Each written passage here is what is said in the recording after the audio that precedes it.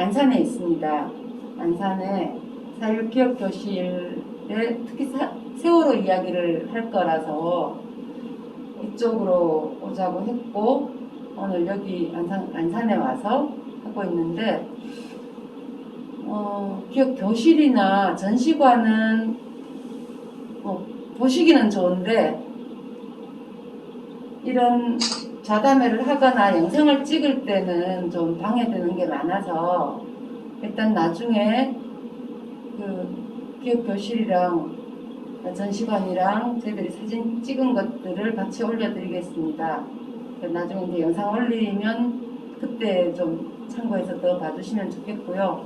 오늘은 여기 기억교실과 같이 있는 교육관 3층에 있는 회의실입니다. 회의실에서 다들 또 이렇게 협조해 주셔서 좋은 시스템으로 이렇게 강좌를 시작하게 되었습니다. 다들 이렇게 와주셔서 너무너무 반갑고요. 2시간 동안 소중한 이야기 함께 듣도록 하겠습니다. 박수로 시작할까요? 네. 이제 먼저 앉아 계신 소개부터 하시죠. 예. 앉아 계신 순서로 보면 저기 멀리서부터 네. 네. 본인 소개를 하시죠. 저는 4.16 가족협의회 단원고 2학년 4반 임경빈 엄마입니다. 네, 성함도 말씀하셔야죠. 그냥 경빈이 엄마로 남고 네. 싶은 전임숙입니다. 네, 안녕하세요. 저는 문화민주주의 실천연대라고 블랙리스트 피해를 당했던 예술 단체들이 모인 연대체가 있습니다. 블랙리스트 대응운동을 하고 있는 문화민주주의 실천연대에서 활동하고 있는 정윤희라고 합니다. 그렇습니다. 안녕하십니까. 저는 박승열이라고 합니다. 지금 4월 16일에 약속 국민연대 공동대표를 맡고 있습니다. 약칭 4.16 연대 공동대표를 맡고 있습니다. 이렇게 줌으로 여러분들 만나 뵙게 되어서 반갑습니다. 예, 저는 이 프로젝트를 주관하고 있는 민주정신 계승연대의 이사이기도 하고요. 또 박승열 목사님과 4.16 연대 운영위원을 함께 하고 있는 이다나라고 합니다. 반갑습니다. 네. 시작하려고 합니다. 먼저 우리 4.16 연대나 가협이나 모두 다 어떤 행사를 또 회의를 시작하면서 늘 이제 묵념을 하고 시작을 했습니다만 이제 각각에 계신 분들 흩어져 계시니까 한 10초 정도라도 잠시 눈 감고 있는 곳에서 잠시 이미 하늘의 별이 되신 분들을 좀 추모하고 또 정말 우리가 살고 있는 세상이 사람을 존중하는 세상이 되었으면 좋겠다라고 하는 우리 스스로의 다짐의 한 표시로 우리 함께 묵념했으면 좋겠습니다. 잠시 한 10초 정도 묵념하십시다.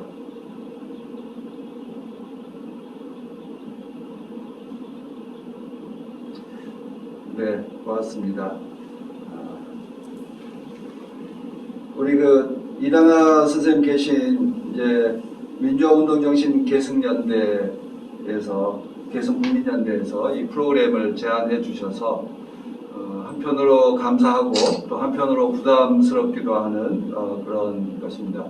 근데 이제 보통 이제 세월호 사건 참사에 대한 어떤 진상과 그리고 그 고통에 대해서 이야기하게 되면 보통 이제 가족들께서 그 아픔을 증언하는 형태로 진행해 왔습니다만 오늘은 주제가 세월호 참사와 국가폭력이라고 하는 문제 제기하셔서 이거 조금 더 객관화할 수 있는 그런 계기가 될 것 같아서 제가 부족하지만 그 역할을 수락하고 참여하게 되었습니다.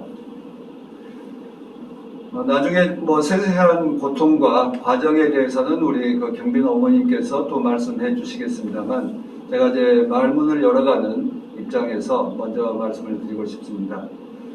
우리가 흔히 세월호 참사하면 비판하는 사람들은 교통사고인데 왜 그렇게 뭐 호들갑스럽냐, 내지는 그렇게 야단 법석이냐, 뭐 이렇게 비난을 하기도 하죠. 그런데 문제는 세월호 참사와 관련해서 국가는 무엇을 했는가에 대한 물음인 거죠. 그렇죠. 뭐 어떤 식이든지 간에 사고는 일어나기 마련인데 일어날 때가 종종 있습니다만 거기에서 우리가 국가에 대해서 기대하고 있는 바, 그리고 실제로 국가가 그런 문제에 대해서 어떻게 응답했는지 이런 문제를 생각해 볼 수 있는 시간이 되었으면 참 좋겠다 생각합니다. 우리는 흔히 국가폭력 그러면 어떤 걸 기억하십니까? 박정희 전두환 군사정권 시절에 국정원과 소위 남영동 대공 분실해서 불법 체포, 또 불법 구금, 고문, 뭐 이런 것들을, 그리고 간첩단 조작 사건, 이렇게 어떤 그 으시시한 것들을 흔히 생각해서 국가폭력이다라고 생각을 하죠. 근데 현대 사회에 와서 국가폭력은 전혀 다른 양상으로도 나타나고 있고요. 또 우리 역사 속에서도 국가폭력은 다양한 양상으로 나타났다라고 하는 것을 볼 수 있습니다. 뭐 과거 멀리 갈 것도 없이요. 우리 대한민국의 수립 시기부터 지금까지 간단히 살펴보면 제주 4.3 사건 하면 어떤 게 생각나십니까? 서북청년단. 완전히 이국에서 월남한 청년들이 만든 본인들이 투명하게는 친목단체였죠. 친목단체가 어떤 일을 했습니까? 경찰들을 뒷배경으로 해서 제주도에 가서 제주도민들을 무참히 살육했죠. 그건 과연 뭐겠습니까? 그것도 국가의 어떤 힘과 이런 그 경찰과 군대의 위세를 빌어서 자행했던 폭력이죠.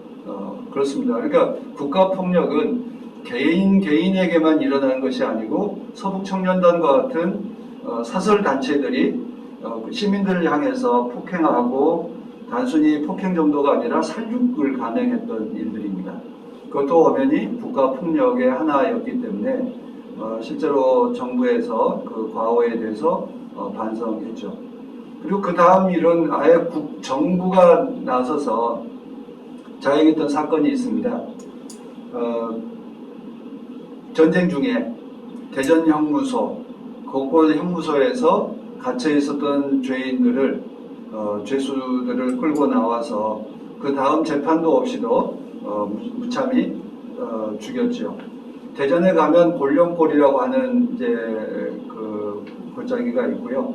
그리고 곳곳에 어떤 광산과 지하 공간에 사람들을 살육하고 죽이고 거기에 안매장을 했던 역사가 한국 이승만 정부 시절에 자행되었습니다. 그리고 그 이후에 이제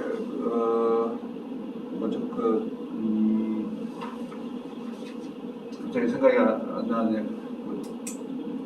민간인들을 형제복지원, 박정희 정권 시절에 형제복지원, 그리고 성감원, 이렇게 불량자들이라고 한 이름으로 끌고 가서 무참히 죽이고 폭행을 거듭했습니다.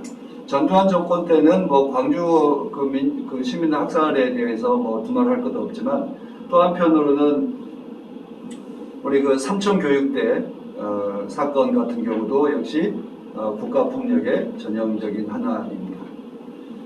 그렇게 국가가 한 개인에 대해서만, 그러니까 개별 사건으로서만 아니라 이렇게 집단적으로 폭력을 행사했던 일들이 있습니다. 이렇게 명시적인 폭력도 있고요. 그리고 또 하나는 필리핀 같은 경우는 그 필리핀뿐만 아니라 수단이나 외국에서 보면 민병대, 자경단 이런 걸 앞장세우고 정부는 외면해버리고 폭력에 완전히 국민들을 노출시키고 방치해버리는 이렇게 묵시적인 방식으로 폭력을 자행하는 것도 있습니다. 그래서 우리가 흔히 생각해서 국가폭력 그러면 경찰력만 군대만 앞세워서 나타나서 폭행한 것이 아니라 또 그리고 개개인들에 대해서 불법 체포, 불법 구금, 고문 이런 형태만이 아니라는 것입니다. 그래서 다양한 형태로 국가폭력이 자행되고 있습니다. 명시적인 폭력도 있고 암묵적인 폭력도 있고 외면함으로 인해 가지고 자행하는 국민들 생명을 보호하지 않은 채 방치해버리는 그런 국가폭력도 있습니다.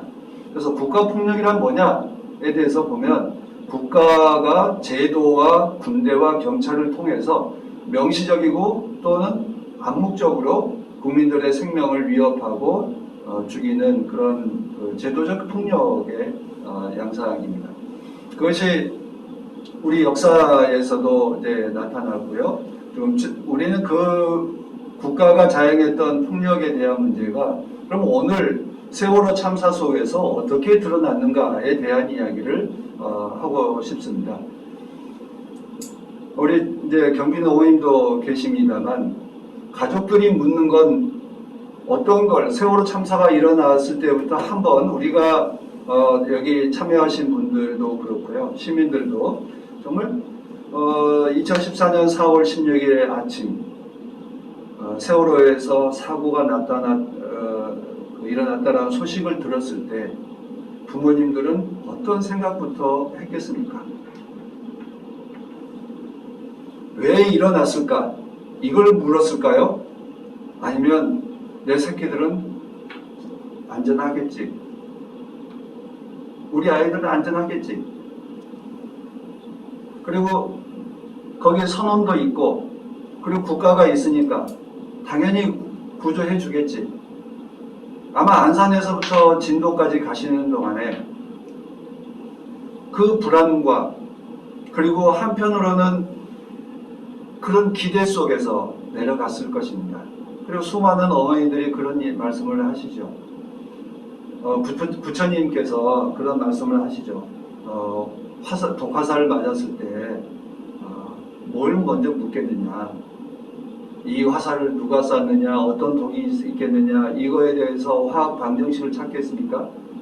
1차적으로 하는 것은 먼저 꼽고 그리고 거기에서 응급조치를 하는 것이 가장 먼저 해야 될 일들이죠. 마땅히 해야 할 일을 하지 않았을 때 그렇게 암묵적인 방식으로 외면함으로써 일어난 이 폭력에 대한 문제를 제기하는 것입니다. 그래서 실제로 4월 16일에 아침에 사건이 일어났을 때부터 그 아이들이 119에 전화하죠. 그러면 그 접수한 해경이 어떻게 대응했습니까? 그러면 본청에 보고하고 그리고 구조단들을 보내고 하는 일들을 해야 됩니다. 근데 그렇게 했는지 돌아봅니다. 그리고 선박 회사에서도 VTS에 신고를 했죠. 그런데 VTS에서 해경과 또 정부에 정확하게 보고하고 그리고 군화 대책을 세웠는가 하는 것입니다. 그 과정에서 정부는 아무것도 하지 않았다라고 하는 것이 드러났습니다.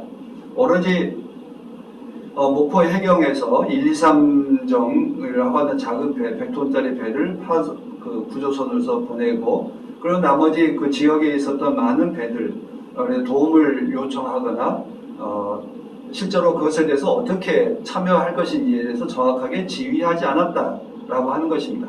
목포 해경과 해경의 서해청과 그리고 해경 본청에서 모두 다 지휘를 해야 될 그 책임이 있는 정부가 실제로 승객들, 국민들의 위기에 빠져 있는 국민들의 생명을 보호하는 일에 아무것도 하지 않았다라고 하는 것입니다. 이것이 어떻게 보면 지금 묻고 있는 그 세월호 참사의 질문의 가장 핵심적인 부분이라고 생각을 합니다.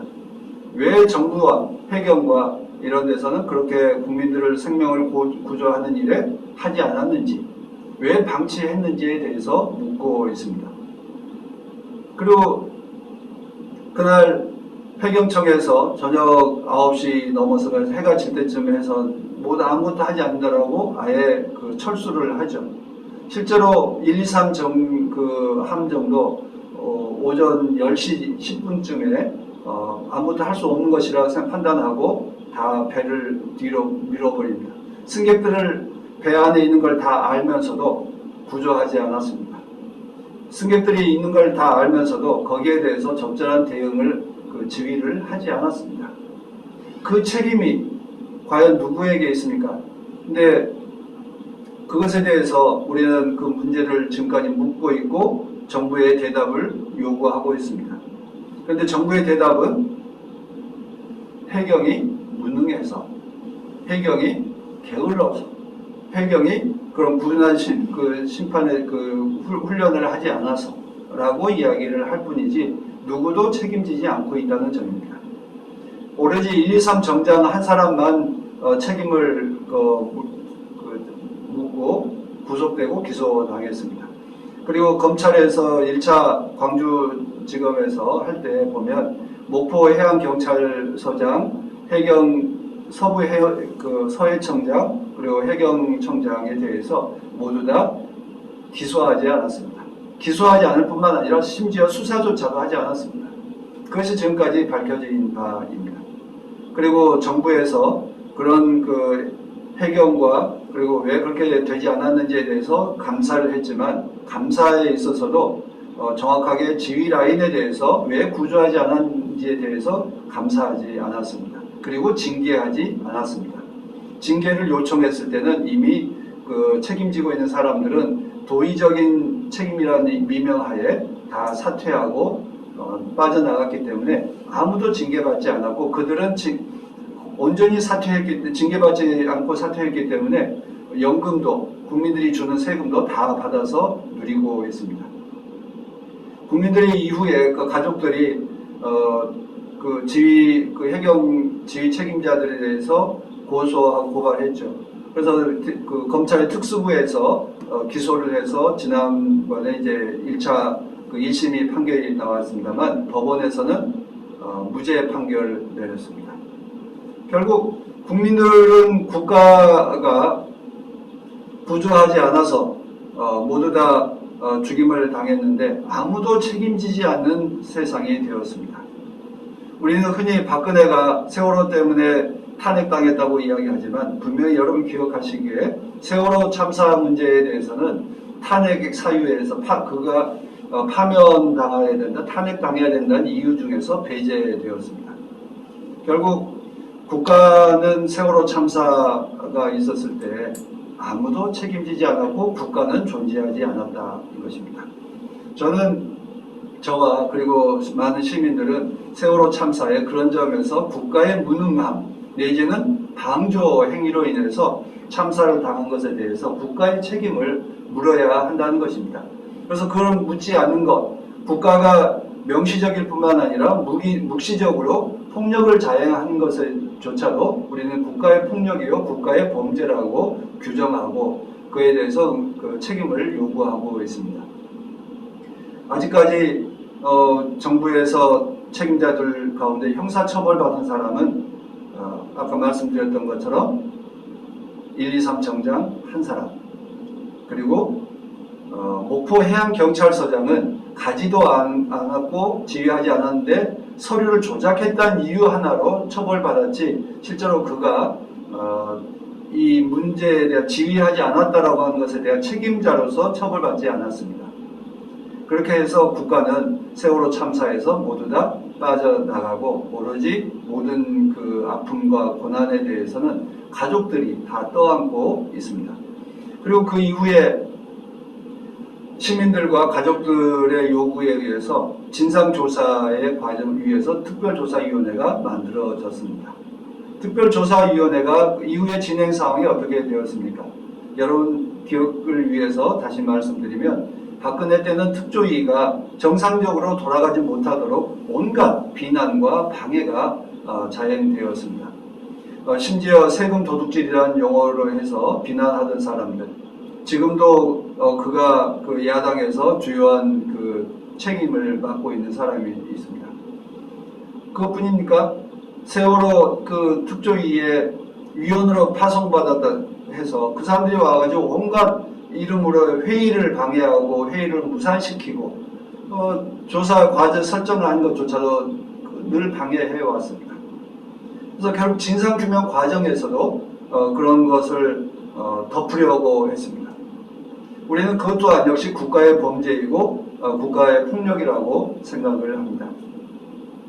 그리고 그 다음 또 하나는 가족들을 위해서 도와줘야 될 그 과정에서 우리가 진도 체육관에 가족들이 모여 있을 때 어떤 일들이 있었는지 여러분 기억해 주시면 좋겠습니다.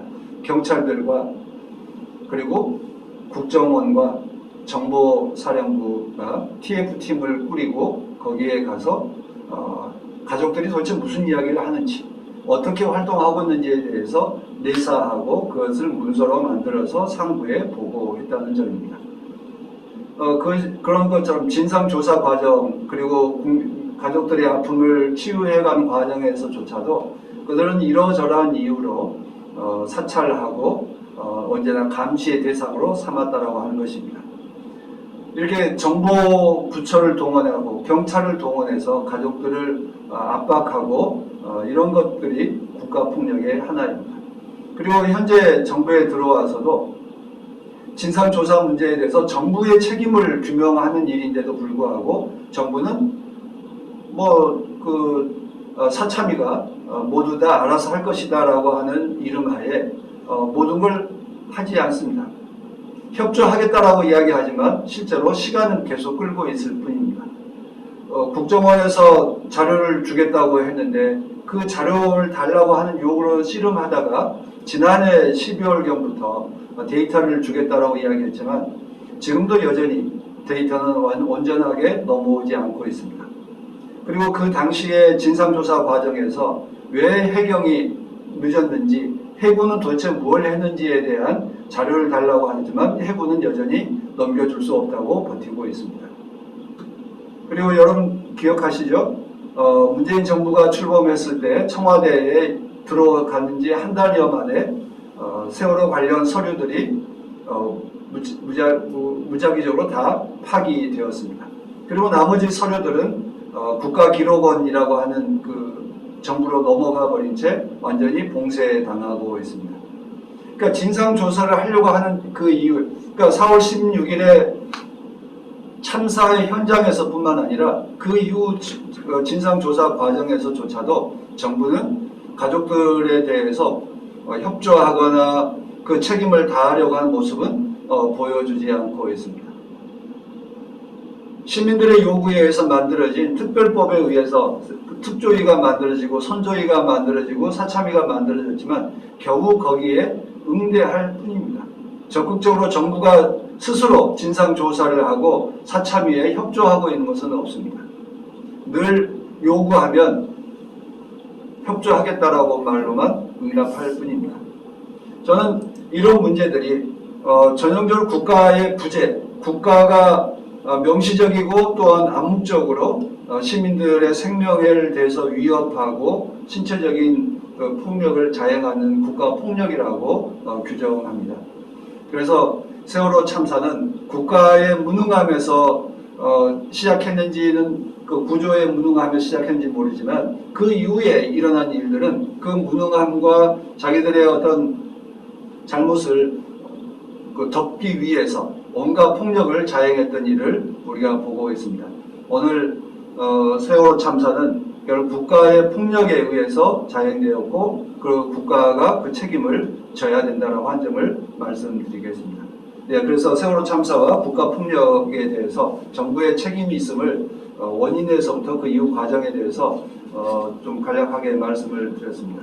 네, 다음은 이 세월호 참사에 대해서 시민들이 늘 협조하고 대응해 왔는데요. 문화민주주의 실천연대에서 시민 문화인들 여러 형태로 참사에 대한 문제를 고발하는 일에 앞장섰지요. 그런데 그 이후에 일어났던 일들을 보면 전혀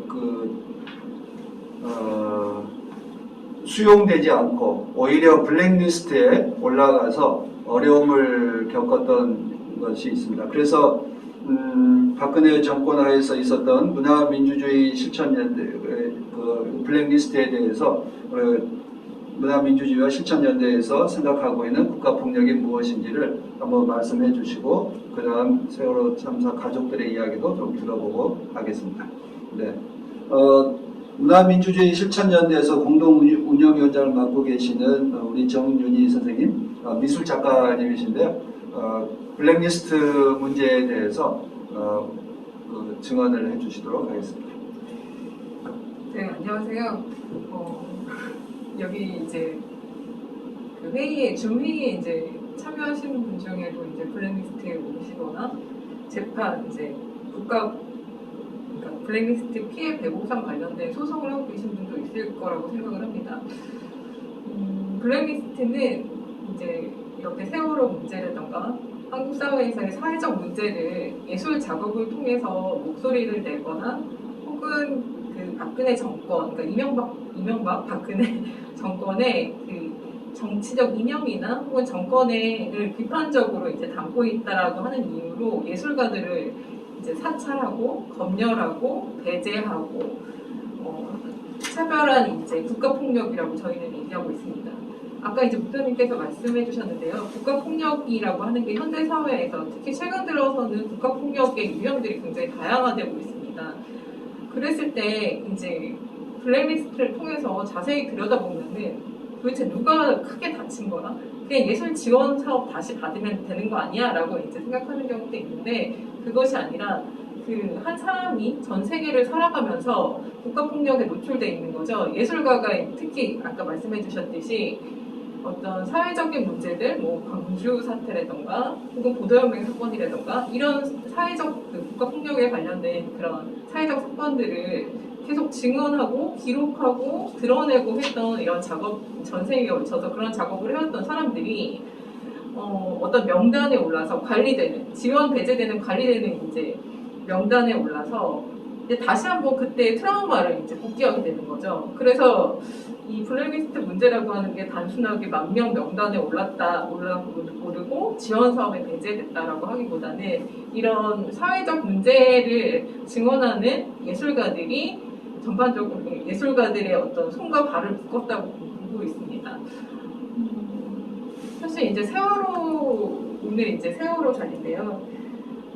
세월호 문제는 저는 이제 개인으로서 혹은 작가로서 이런 생각을 해요. 그러니까 칼 야스코스가 얘기하는 형이상학적인 죄라는 것이 있습니다. 그러니까 그 화면, TV 화면 중계를 통해서 이제 배가 가라앉는 장면을 하루 종일 보게 되면서 이게 살아남았다라고 하는 살아남은 죄라는 것이 생각이 들더라고요. 그러니까 살아남은 죄, 형이상학적인 죄. 그렇기 때문에 우리에게는 그러니까 예술가들, 시민들에게는 이 문제가 해결되기 위해서 함께해야 된다라고 하는 어떤 죄, 그런 책임감들이 있습니다.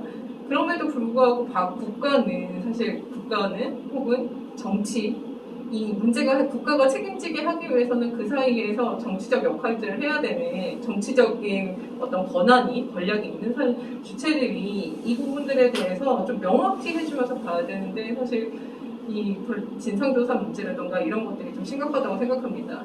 이런 차원에서 이제 블랙리스트 문제에도 유사한 지점들이 있는데요. 사실 이제 이 박근혜 정권 들어서 박근혜 정권의 국정과제 1호는 그러니까 국정농단 적폐청산입니다. 그러니까 블랙리스트 청산이 국정과제 1호입니다. 사실 그 촛불을 통해서 이제 블랙리스트 사태, 국정농단 사태가 알려지고 정권을 바꿨죠. 그래서 이제 촛불 정부에 기대하는 바가 굉장히 컸었고요. 현재는 지금 4년이 지나서 정권 말입니다. 그 사이에 블랙리스트 문제라고 하는 것들이 뭐였냐면은 이 블랙리스트 피해를 당한 이제 피해 예술인들에게 명예 회복과 이제 회복을 위한 부분들. 그래서 이제 국가 대통령의 사과라고 하는 부분이 하나 있었고요. 또 하나는 이제 예술계는 보통 공적인 지원을 많이 받게 됩니다. 그리고 이제 예술가들이 발표를 하게 될 때 공적인 어떤 그 점검 체계들이 있어요. 예를 들면은 뭐 이렇게 윤리위원회라던가 등급을 영화 같은 경우 뭐 이렇게 등급을 매기거나 이렇게 사전 검토를 해서 이거를 통해서 그 사전 검토가 통과가 되면 세상에 나올 수 있는 뭐 영화라던가 뭐 공연이라든가 이런 어떤 제도들이 있습니다. 이런 제도들의 문제들 그리고 지원이 보통 이제 한국 사회 문제를 얘기를 할 때 수직적이고 일방적인 어떤 관료 체계의 문제, 그러니까 권한이나 권력이라고 하는 게 정부와 정치 세력에 있는 거지 현장 그러니까 예술 현장 혹은 시민들 주권자 국민에게는 없다라고 하는 거죠. 민주사회임에도 불구하고 이 구조에서 없다는 거죠. 그러다 보니까 결국에는 헌법 정신이 위배되면서 이 그 표현의 자유, 특히 검열 부분은 표현의 자유 부분인데요. 이 표현의 자유라고 하는 것들이 헌법으로 보장되고 있는데 이런 부분들까지도 결코 그러니까 실효성 있게 작동하지 않는다는 것이죠. 이런 부분에 있어서 이제 제도 개선, 법 제도 개선이 좀 필요합니다. 그러니까 블랙리스트가 재발되지 않도록 이제 좀 더 민주적인 방식으로 국가와의 관계 그리고 지원도 마찬가지고요. 그리고 이제 사전 검열 아까 검토된다라고 하는 것들이 있죠. 사전 검토돼서 세상으로 나오는 부분도 어떻게 보면은 윤리적이거나 이런 시스템을 통해 윤리적인 어떤 체계라고 하는 것들이 국가가 중심이 돼버리면은 이게 사전 검열로 작동이 되기도 하거든요. 그런 환경에 대해서 좀 더 이렇게 개선될 수 있도록 하는 제도 개선 부분과 다시 정리해서 말씀드리면 그 국가 피해를 당한 그러니까 피해 예술인들과 그다음 피해 예술인들의 회복과 그다음에 제도 개선, 블랙리스트 재발 방지의 제도 개선 부분이 있습니다. 이 부분들에 대해서 사실은 이제 그러니까 행정 체계가 하고 있는 것처럼은 보이죠. 왜냐면은 언론을 장악하고 있죠. 언론을 통해서 무언가 이렇게 형식적으로 하면 여기도 마찬가지예요. 진상조사위라고 하는 게 사실은 형식적으로 나온 것들이죠. 그게 제대로 작동되지 않게 되는 부분들이 있고 결국에 계속 고통받는 사람은 계속 고립되고 힘들어지고 이런 상황이 되는데 블랙리스트도 마찬가지입니다. 그러니까 제도 개선을 한다라고 해서 제도 개선 안도 되고 혹은 제도 개선과 관련돼서 국가 산하의 기관들이 뭐 예를 들면은 영화 쪽에 영진위가 있고 문화예술 쪽에는 예술위원회가 한국문화예술위원회들이 있습니다. 그런 기관들이 이제 책임을 지고 블랙리스트 피해를 더 심각하게 하지 않도록 피해자 회복 부분이랑 그 다음에 제도 개선이라고 이제 좀 약간 감이 없으실 수도 있는데 예술인들은 보통은 지원을 받기 위해서 어떤 심사 체계라던가 누구의 결정을 통해서 이제 굉장히 좁은 문을 들어가야지 작업을 할 수가 있어요.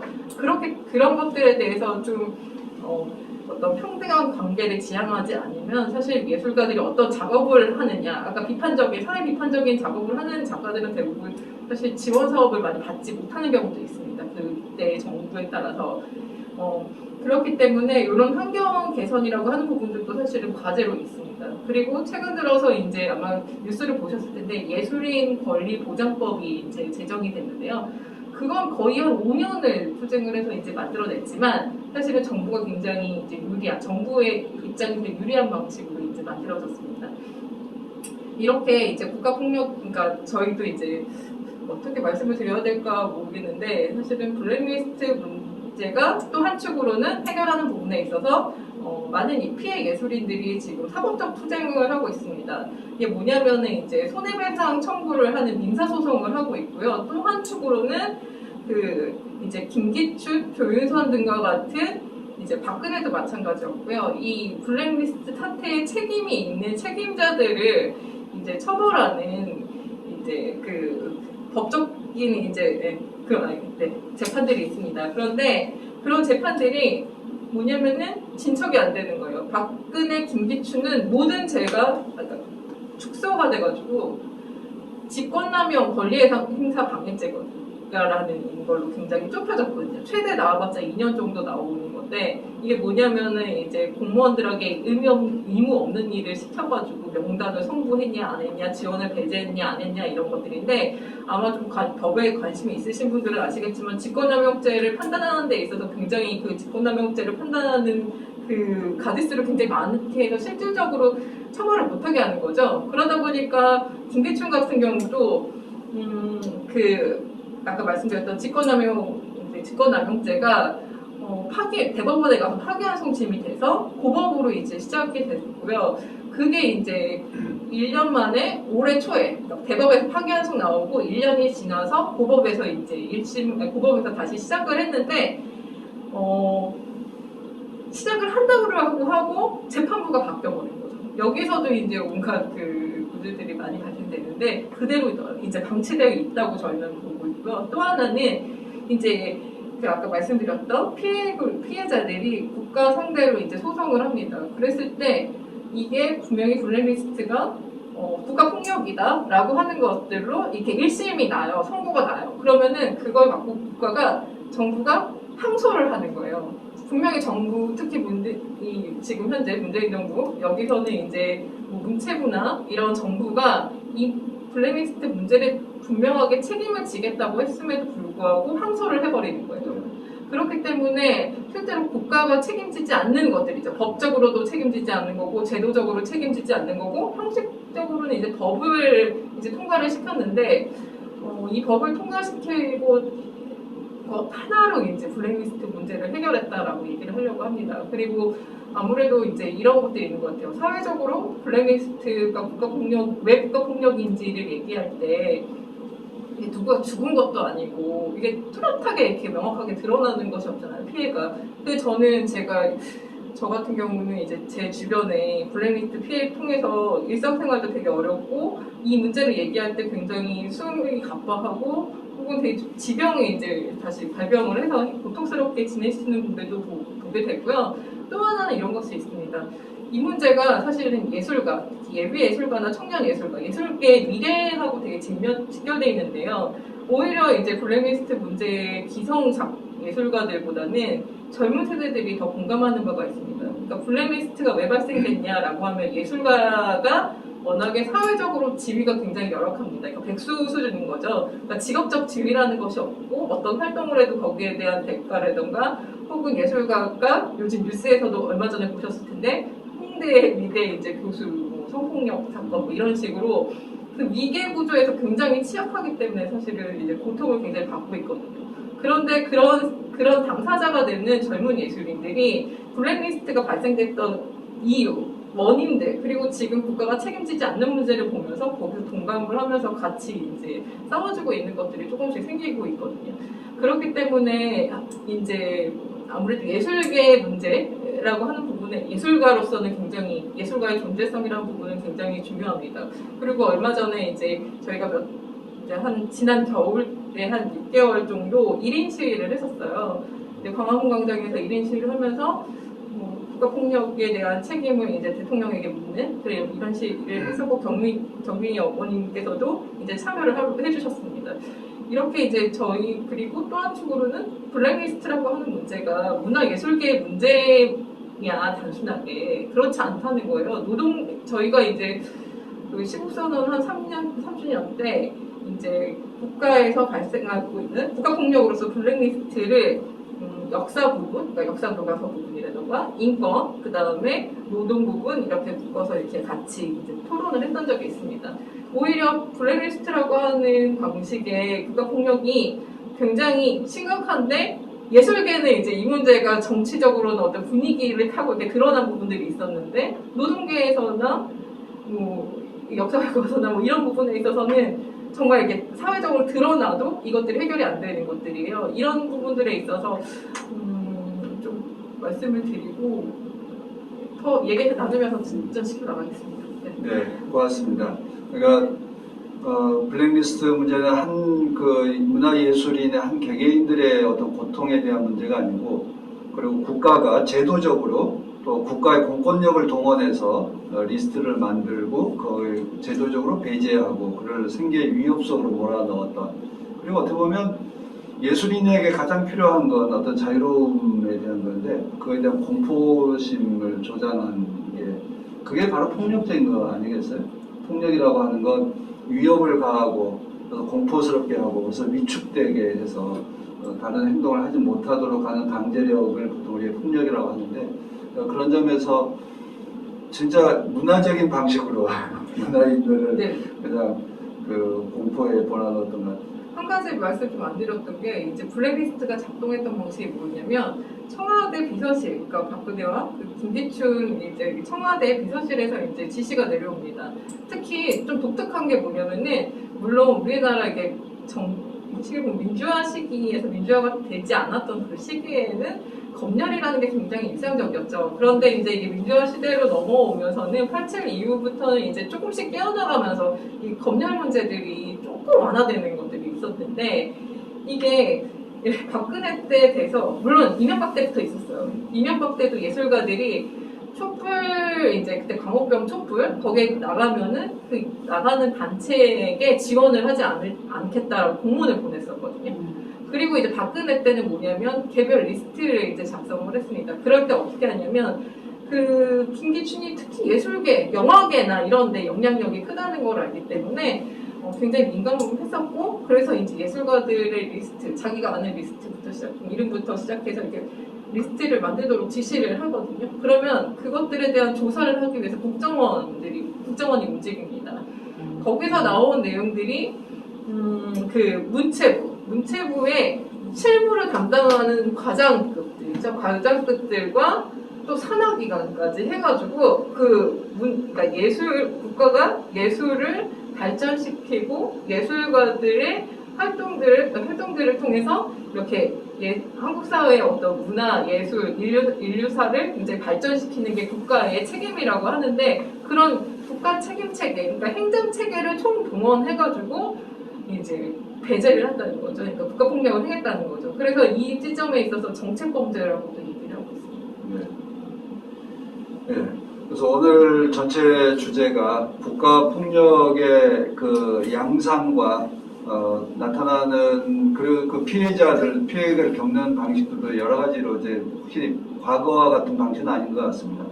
그래서 이렇게 문학의 아픔에 대해서 청원해 주셔서 감사하고요. 다음은 어떻게 보면 세월호 참사의 피해자, 재난 피해자라고 하는 것으로 쉽게 인식될 수 있습니다만 오히려 국가 범죄 피해자로서 그 세월호 그 유가족이라고도 우리가 성격을 좀 지을 수도 있을 것 같은데 우리 경빈 어머님이 오셔서 그 가족들의 아픔과 그 국가에 대한 기대와 그리고 또 아픔에 대한 이야기를 좀 해보도록 하겠습니다. 네, 경빈 어머님 전인숙 씨 이름을 자꾸 경빈 어머님으로 누구 엄마로만 통한 것 같아서 그래서 꼭 성함을 말씀드리고 싶었습니다. 네. 그 아이들이 생존에 있었다라고 하면 아마도 이렇게까지 뭐 이름을 저 이름 누구예요? 그렇게 하면서 제 이름을 좀 불러줬으면 좋겠어요. 그리고 심지어 친구 같은 그런 분들한테 아니면 좀 저희보다 나이가 좀 어르신이라던가 이런 분들은 편하게 이름 불러라. 그렇게 막 하고 다녔을 텐데 아마 모든 부모님들이 다 똑같을 것 같아요. 2014년 4월 16일 이후로는 누구의 엄마, 아빠로 넘고 싶은 그러한 상황인 것 같아요. 그래서 더더욱이 이제 저희들끼리 있을 때는 이름 부르는 경우도 있기는 한데 오히려 지금 같은 경우는 아이의 이름을 틀리게 부르면 좀 거기에서 조금 저희가 큰 소리도 내고 아이 이름이라도 꼭 잊지 말고 기억해 달라는 그런 부탁을 드리는 경우가 종종 아마 걸어보실 거예요. 그래서 그런 점에 대해서는 조금 이렇게 서운하거나 그런 게 아니고 이 부모들은 아직까지도 아이들의 이름으로 해서 엄마, 아빠이고 싶은 그런 마음을 좀 많이 이해를 해주셨으면 하는 그런 마음이고요.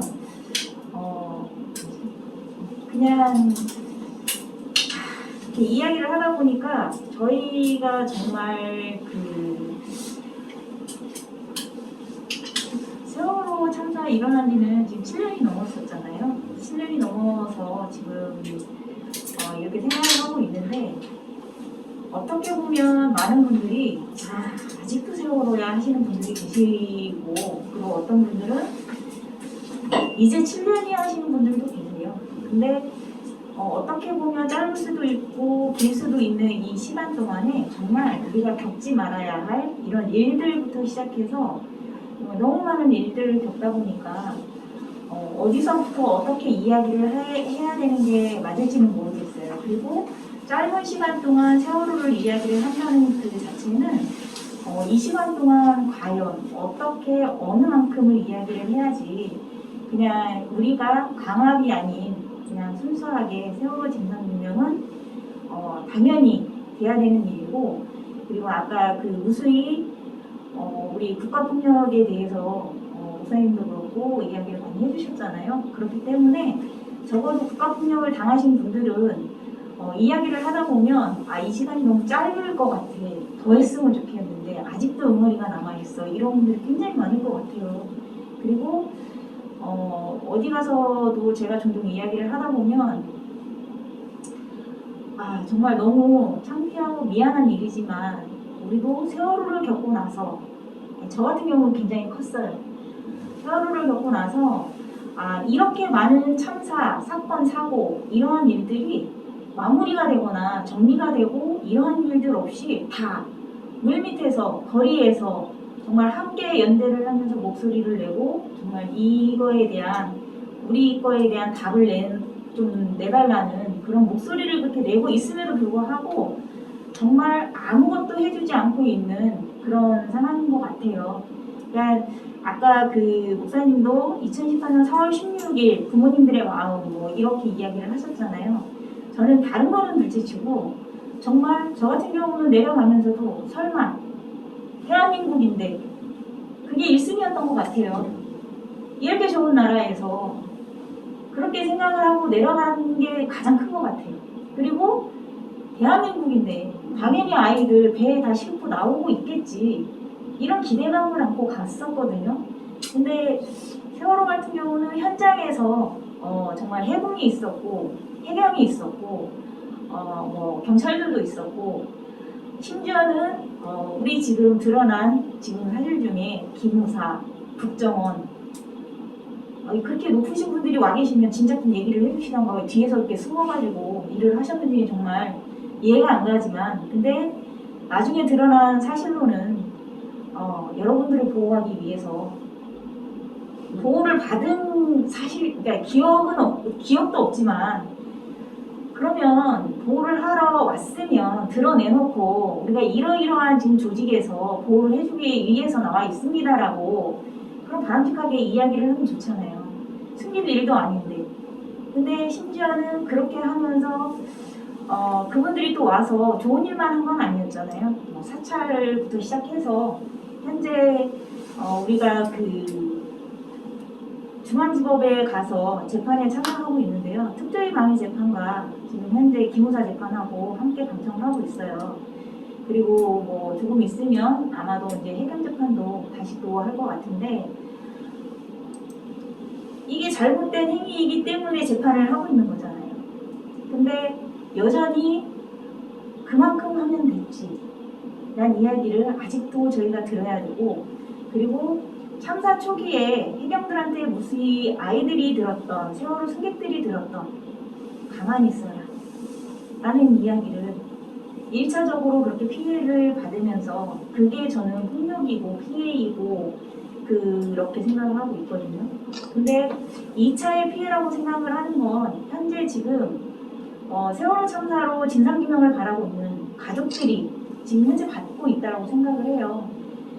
가만히 있으면 우리가 해줄 건데 일상생활로 돌아가 있으면 우리가 해줄 건데 그러함에도 불구하고 지금 아무것도 안 해주고 있잖아요. 그리고 아까 잠깐 이야기를 해주셨지만 현재 정권이 바뀌면서 그 청와대에 있는 문서가 파기가 됐잖아요. 그것 또한 청와대의 기록을 가족들이 읽으면서 그거조차도 나왔어요. 그리고 가족들이 제발 좀 다른 거 필요 없고 2014년 4월 16일부터 외쳤던 거는 왜 구조하지 않았고 왜 침몰했는가를 좀 밝혀달라. 교통사고라고 자꾸 이야기하시는 분들이 계시는데요. 교통사고라고 하면 과속을 했든 아니면 뭐 졸음운전을 했든 음주를 했든 이유가 나오잖아요. 이유조차도 가족들한테 설명 하나 없으면서 무조건 교통사고에 치부를 하고 그만하라는 둥 그리고 갖은 정말 그 모욕적인 말들을 다 빗대서 이야기를 해요. 근데 이러한 말조차도 저는 들을 수 없는, 듣지 말아야 할 이런 방책으로는 국가에서 당연히 해줘야 된다고 생각을 해요. 해주고 있지 않고 있는 상황이고 그리고 현재 아까 이야기를 해주셨지만 특조위가 생기고 선조위가 생기고 사찬위가 생기고 심지어는 조금 이 어려움을 겪고 있는 분들이 세월호를 밑에서 이야기를 하고 있는 게 뭐냐면 너희들은 정치인들도 만나잖아. 그리고 특별수사관도 생겼잖아. 야 심지어는 특검도 생겼어. 이렇게 이야기를 하시는 분들이 굉장히 많아요. 근데 이걸 조사해달라고 모든 걸 잡아내고 문제 제기를 하고 이러한 분들이 가족들이 대부분이 많아요. 안 해주기 때문에 가만히 있으라고 해놓고 가만히 있더라고요. 그래서 목소리를 안 내면 안 해줄 것 같아서 그렇게 해서 거리로 이제 나가서 목소리를 내고 함께 싸우고 제발 다른 거는 둘째치고 그때 당시에 왜 부족을 하지 않았고 왜 침몰했는지에 대해서만이라도 좀 밝혀줘라. 근데 아직도 뭘 더 원하냐 이런 이야기를 하세요. 근데 정말 가족들이 그러한 답변이라도 들으면 이렇게 억울하지 않을 것 같아요. 그리고 모든 단체들이 생긴다 해도 정녕 가족들이 들어야 할 답변이 없는데 뭘 더 원하냐가 아니라 뭘 해줬는데 네. 해주는 게 있어요. 뭘 더 원하고 덜 원하고가 있죠. 근데 그거에 대해서 저는 조금 좀 이해가 안 가는 부분이 적어도 2014년도에 아이들이 그렇게 침몰을 당했던 그리고 심지어는 우리가 이야기하고 있는 학살이라는 표현도 쓸 정도로 그렇게 너무 참혹했잖아요. 근데 그 일로 인해서 정말 세월호 참사의 이 진상규명이 없이는 지금 현재 목소리를 내고 있는 분들이 이분들이 정말 진상규명 본인들의 그 진상규명 되는 것도 굉장히 힘들 것 같다. 이 세월호 참사는 생명이 지금 걸려 있잖아요. 그러함에도 불구하고 지금 아무것도 안 해주고 있는 상황인 거고 그리고 제가 거리에서 봤던 그런 상황들은 정말 저는 상상도 못할 것 같아요. 내 아이를 유모차에 태워가지고 앞장서서 정말 거리로 나왔던 그리고 학교에서 아이들 수업을 가르치는 선생님들이 앞장서서 나오시고 그리고 모든 지금 아까 우리 이야기하셨던 것처럼 그 예술인들부터 시작해가지고 학생들도 있었잖아요. 그 모든 분들이 거리를 나왔어요. 왜 나왔겠어요? 처음에 저도 그렇게 나옴으로 인해서 그분들이 이야기를 했던 사람들은 도저히 아이들이 눈이 밟혀서 그리고 나는 그때 당시에 2014년 4월 16일 날 TV로 현장에서 내가 세월호를 목격자였다. 목격자로서 가만히 있으면 안 되겠다. 그런 마음으로도 나오시고 정말 생각할 수도 없는 그런 마음들을 안고 다 나오신 거예요. 그리고 나서 정말 우리가 이야기를 했다시피 조금도 바꿨잖아요.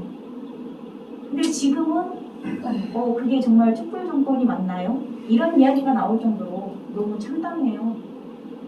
처음에 정권 바뀔 때 저희가 바쁘신 건 아는데 그래도 세월호 진상규명을 좀 하루빨리 그래도 좀 해주셨으면 좋겠다. 우리가 하루라도 빨리 집에 들어가서 오롯이 아이들 생각하면서 아이들 안고 울고 싶다. 이런 이야기를 했었을 때 그때만 해도 어른이 다 알아서 해줄 텐데 그렇죠. 그때만 해도 또 가만히 있어라. 그런 이야기를 무수히 들은 거예요. 그러다 보니까 지금 현재 싸우고 있는 이런 과정 속에서 현장에서 뭐 전교 선생님들도 그렇고 그 예술인 측도 그렇고 현장에서 지금 세월호로 인해서 결정난 부분도 없고 결정이 났다 하더라도 벌금이 물려지거나 집행유예가 이렇게 잡혀있거나 이래요. 그래서 이제 목소리를 내리시는 분들이 계시면 예전처럼 가만히 있고 모르는 척하고 이런 게 아니고 할 수 있는 한 최대한 같이 하려고 노력을 많이 하고 있어요. 솔직히 고마운 마음도 있고 죄송한 마음도 있고 그런 마음들이 이렇게 교차를 하면서 같이 그때 당시만 해도 내가 과연 저 상황이면 저렇게 할 수 있었을까 그런 마음도 들어들어 갔거든요. 네, 저 같은 경우는 아마도 내가 직접적인 일이 아니면 저렇게 못했을 거야. 근데 저런 분들로 인해서 당사자인 지금 현재 경비는 엄마도 저분들이 있기 때문에 지금까지도 가고 있다라고 생각을 해요. 그렇기 때문에 조금 지금 현재 뭐 코로나 때문에 좀 이런 상황들이 좀 목소리를 낼 수 있는 그 큰 목소리가 나지 않더라도 뭉치는 일이 어렵더라도 근데 할 수 있는 한 최대한 같이 하려고 해요. 네, 고맙습니다.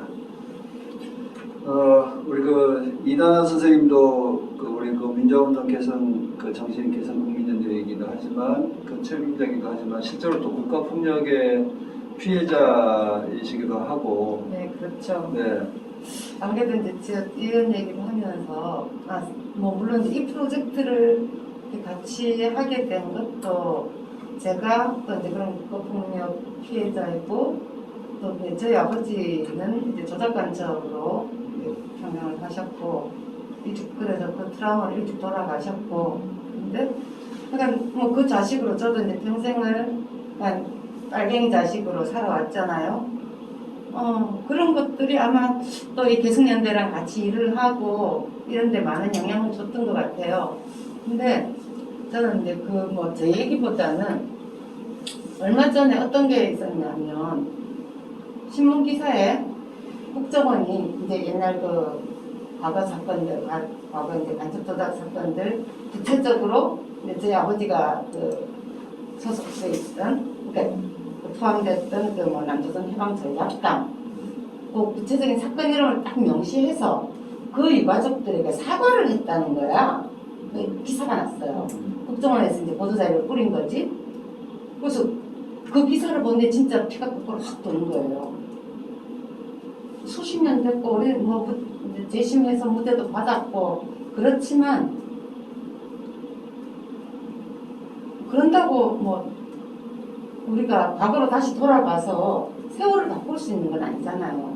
우리가 벌써 상처 입고 그렇게 살아온 세월을 그냥 다 가버린 건데 그나마 이제 아버지가 간첩이었다는 그 억울함 하나 무죄 판명 났다는 그거죠. 근데 뭐 권력을 가진 자들이 그러니까 대통령이든 뭐 국정원장이든 기사 내용대로 사과라도 했으면 피가 거꾸로 돌진 않죠. 들은 적도 없는데 기사만 그렇게 난 거야. 그래서 우리 이제 그 사건의 유족들이 같이 있는 방이 있어요. 혹시 이제 뭐 만난 적 있냐, 뭐 연락 받은 적 있냐, 아무도 없다는 거야. 그 제가 이제 그걸 알아보니까 최근에 그 작년 연말부터 이 정부에서 그전 과거사위원회가 있었잖아요. 진실화해위원회. 그때 재심 공고를 받거나 뭐 이랬던 사건들은 어쨌거나 정부가 잘못한 게 맞으니까 그 당시에 그걸 이제 사건화 만들었던 경찰이면 경찰 아니면 이제 저희 같은 경우 국정원이니까 국정원에 그 당사자들에게 사과를 그 부서장 이름으로 사과를 하라고 한 거예요. 그 알고 보니까 이제 저희 애 아빠 같은 경우는 경찰청장이 연락이 왔고 그것도 이제 말단 경찰을 통해서 경인가 누구를 통해서 계속 연락을 했는데 내가 당신한테 사과 받아서 뭐 하냐? 그랬더니 청장이 오겠다고 하자고 그랬다 하고요. 그래서 우리도 이제 국정원에도 필요도 없지만 니들 이건 그래도 너무한 거 아니냐. 제대로 사과를 하고 기사가 나야지. 사과도 없이 우리가 모르는 이따위 기사가 왜 나냐. 제가 막 항의를 했더니 어느 날 이제 등기로 평을 왔어요. 국정원에서. 쭉 인쇄해서 이제 뭐 사건 이름 그 사건으로 뭐 이런 고초를 받아서 그 형식적인 글들 있잖아요. 사과 글들 쫙 해서 이제 밑에 박지원 국정원장 박지원 사인만 딱 해가지고 그게 다예요. 그리고 그게 사과인 거야. 지들이 그러면 우리의 50년 지나간 50년은 가정이 풍비박산되고 실제로 그것 때문에 또 죽기도 하고 막 그랬는데 그걸 누가 책임져요? 우리가 그 사실 책임지라 소리가 한 적도 네. 없고 우리는 그냥 무죄 판결 났으니 그나마 다행이다. 사실 이게 또 간첩 사건은 평생 우리가 가해자 아닌 가해자처럼 꼭 낙인 찍혀버리는 거잖아요. 아주 나쁜 걸로. 그래서 진짜 평생을 이 사회에서 제대로 기 못 펴고 온 가족이 그렇게 살았는데 근데 하여간 그 사건들을 이렇게 겪으면서 그러면 이 옛날 사건들은 그나마 이제 이런 진짜 흉내라고 내잖아요. 저는 막 뚜껑이 열리고 화가 나지만 어쨌거나 뭐 종이 쪽지라도 사과문을 보내고 하는데 그러면 최소한 옛날 사건에 그렇게 사과문을 보낼 정도면 앞으로 그런 사건 안 만들어야 되잖아요. 근데 끊임없이 지금도 계속 만들어지고 있단 말이에요. 이건 도대체 무슨 조항가? 국가에 이제 대통령 사과를 요구하는 블랙리스트 문제가 이제 박근혜 정권 때인데 왜 문재인 정권에 와서 이제 대통령 사과를 요구하느냐라고 하는 이제 비판을 많이 받았어요. 진짜요? 그러니까 블랙리스트에 올랐던 이제 어떤 단체들도 왜 문재인 정권이 잘못한 게 뭐가 있는데 왜 대통령 사과를 요구하느냐. 그때 이제 제가 대답한 것이 있습니다.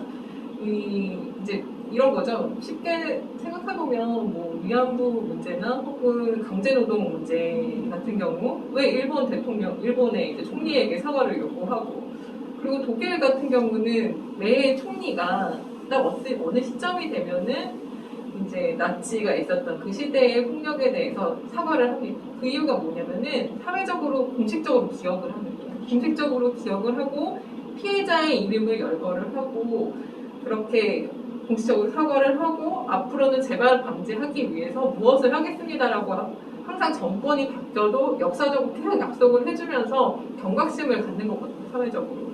사실 그렇기 때문에 굉장히 이제 중요하다고 생각을 했었고요. 보통 이제 피해 배보상 문제는 돈만 받으면 끝이다. 그러니까 세월호 같은 경우는 일부 이제 받으신 분이 있으니까 네, 그렇게 해결의 방식이라고 생각을 하시는데 그렇지 않다는 거예요.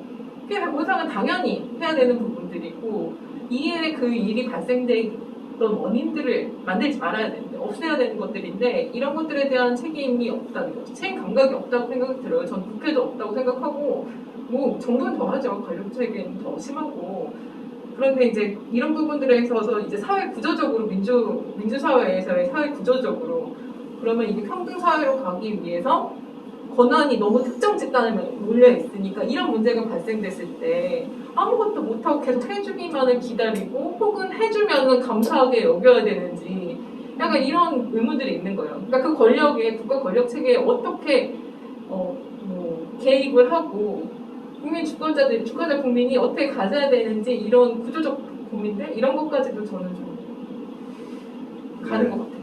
어떻게 보면 자연스럽게 국가 폭력의 피해에 대한 이야기에서 그 이후에 이제 진상 조사 그리고 또 하나는 사과 그리고 피해 수습에 대한 문제로 이렇게 조금 그 논의가 옮겨져 가고 있는데 실제로 근데 지금 가장 먼저 걸려 있는 게 진상 조사에서도 다 걸려 있으니까 그 다음 단계로 지금 못 나가고 있다는 거잖아요.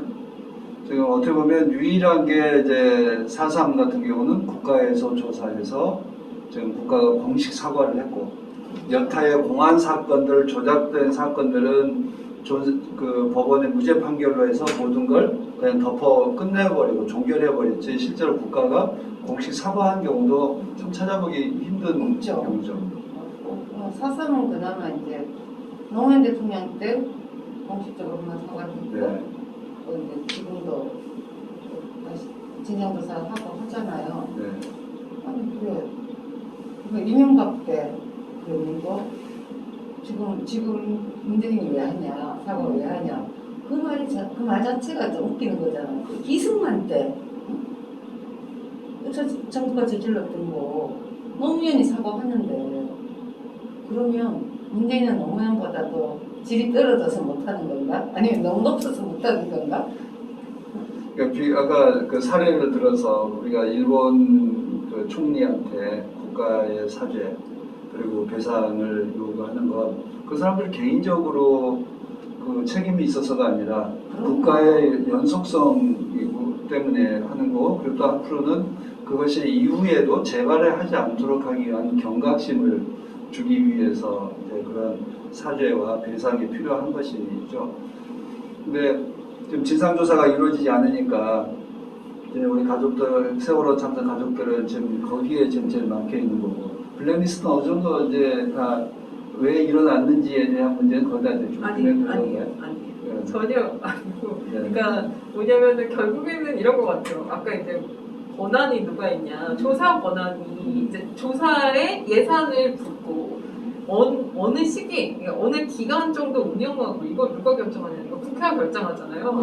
그러니까 그쵸. 한정적으로 하다 보니까 블랙리스트도 마찬가지로 그냥 주요 산하기관 정도의 좀 약간 유명세 있는 사람들 요즘만 된 거고요. 리스트는 이제 사실은 리스트는 그 사무관이 이제 자기 일하기 편하게 이제 관리하다 게 드러난 문제예요. 근데 이제 그 문제가 이미 함의하는 바가 굉장히 크기 때문에 이제 힘을 붙여서 가는 건데, 그러니까 사실 미진한 진상조사본이 있으니까 그래갖고 아까 말씀하셨던 분이 이제 국정원에서 얼마 전에 이제 특별법 얘기가 국정원에서 이렇게 사과도 하고 그 피해자들이 요구하면은 사찰했던 정보들, 그러니까 어떻게 했다 뭐 이런 것들까지도 이제 공개하겠다라고 했었는데요. 그리고 이제 이제 국회에서는 특별법을 이제 진짜 적용을 하겠다라고 했었는데 이게 되게 이제 표면적으로 진행이 되었던 것 같아요. 그 지점이 있는데 저희는 이제 거기에 얹어서 가야 되나? 왜냐면 이제 세월호도 마찬가지로 이게 진상조사가 안 되잖아요.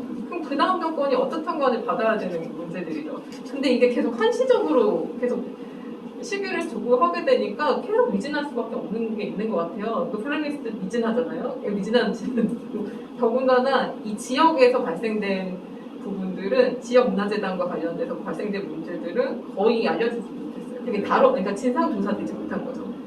정보는 받았는데 조사를 하려면 시간도 필요하고 돈도 필요한데 그게 안 됐죠. 그러니까 이게 참 이게 한시적으로 이렇게 해가지고는 안 되니까 결국엔 저희도 본질적으로는 이제 특별법 만들어서 계속 지속적으로 갈 수 있게 진상조사가 이제 될 수 있게 혹은 피해가 되면 이게 그냥 이게 단시간에 이렇게 되는 것이 아니라 굉장히 피해를 회복하기 위한 시간들이 꼭 필요하잖아요.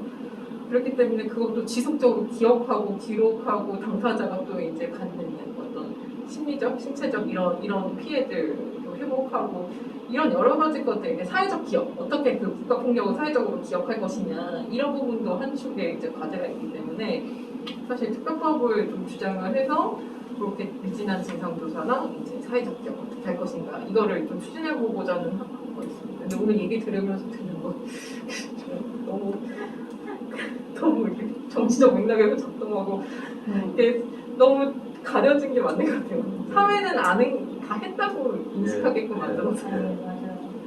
네, 아까 그 세월호 같은 경우도 뭐 해령이나 아까 그 이야기 하셨잖아요.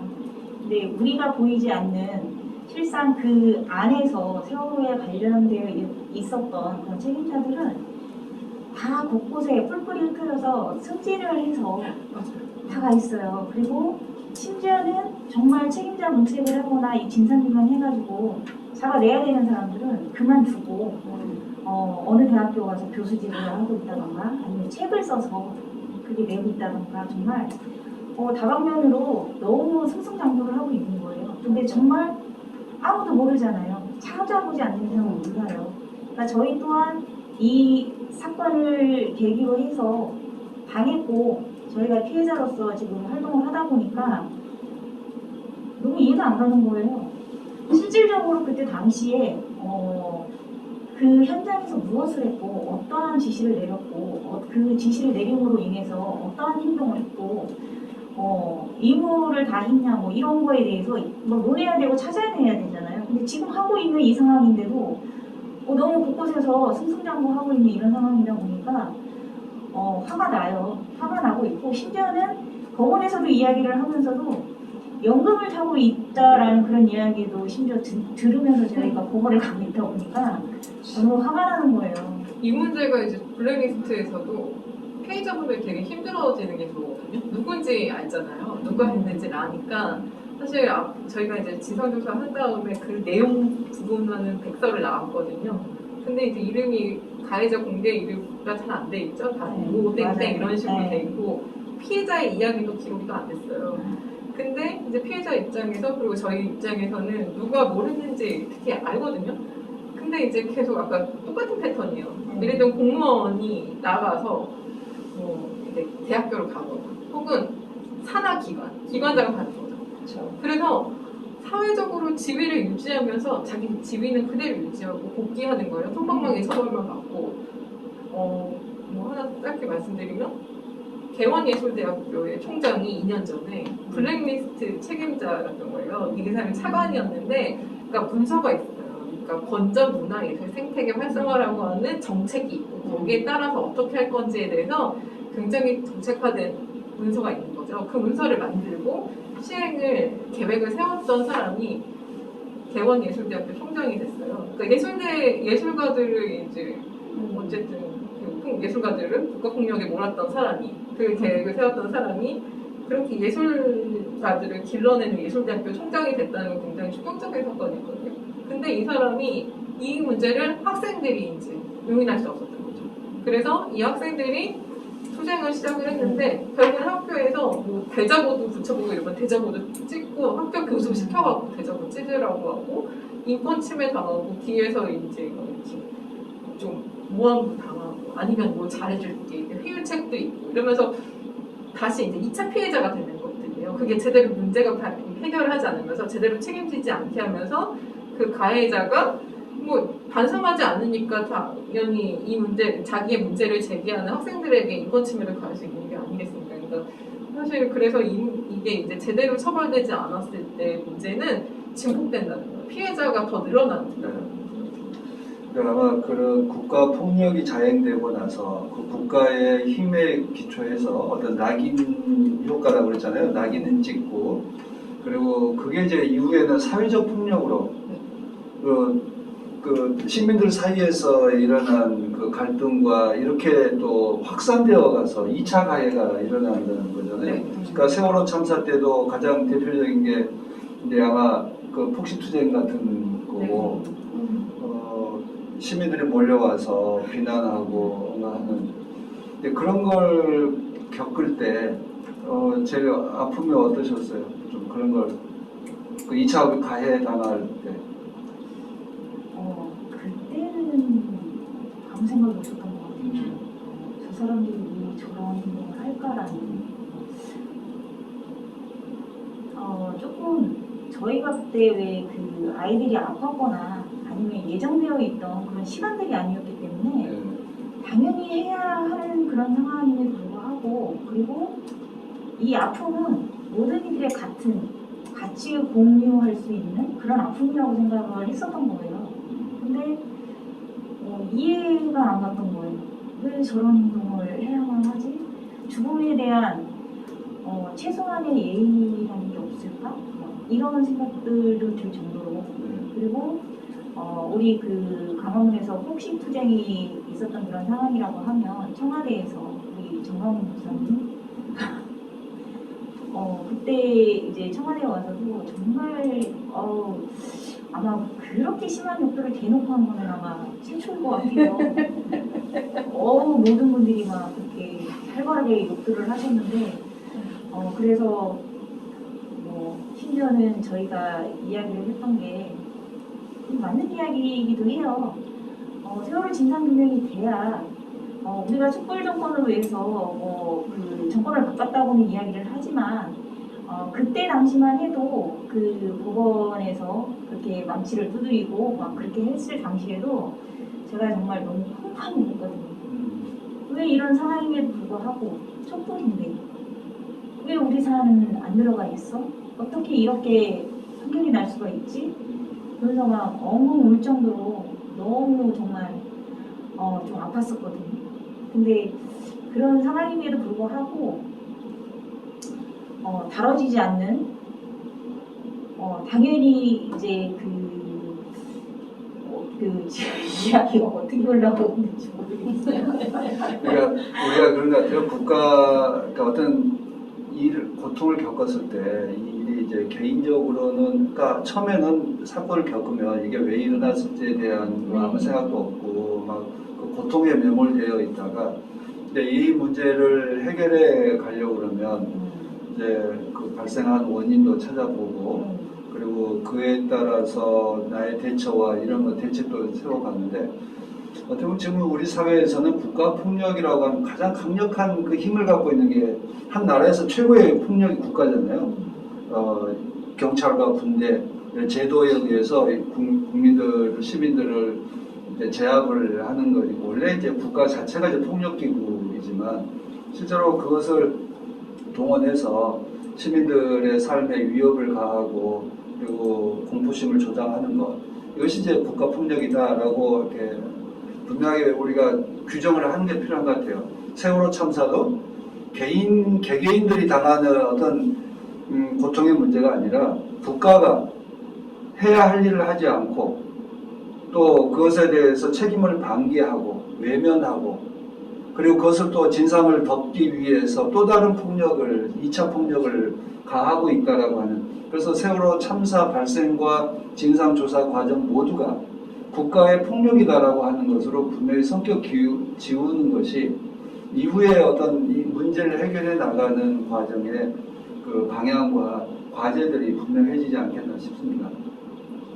그래서 네, 세월호 가족들도 솔직히 정말 한 나라의 지도자라고 하면 국가이기는 한데 국가의 그 책임자도 청와대잖아요. 네.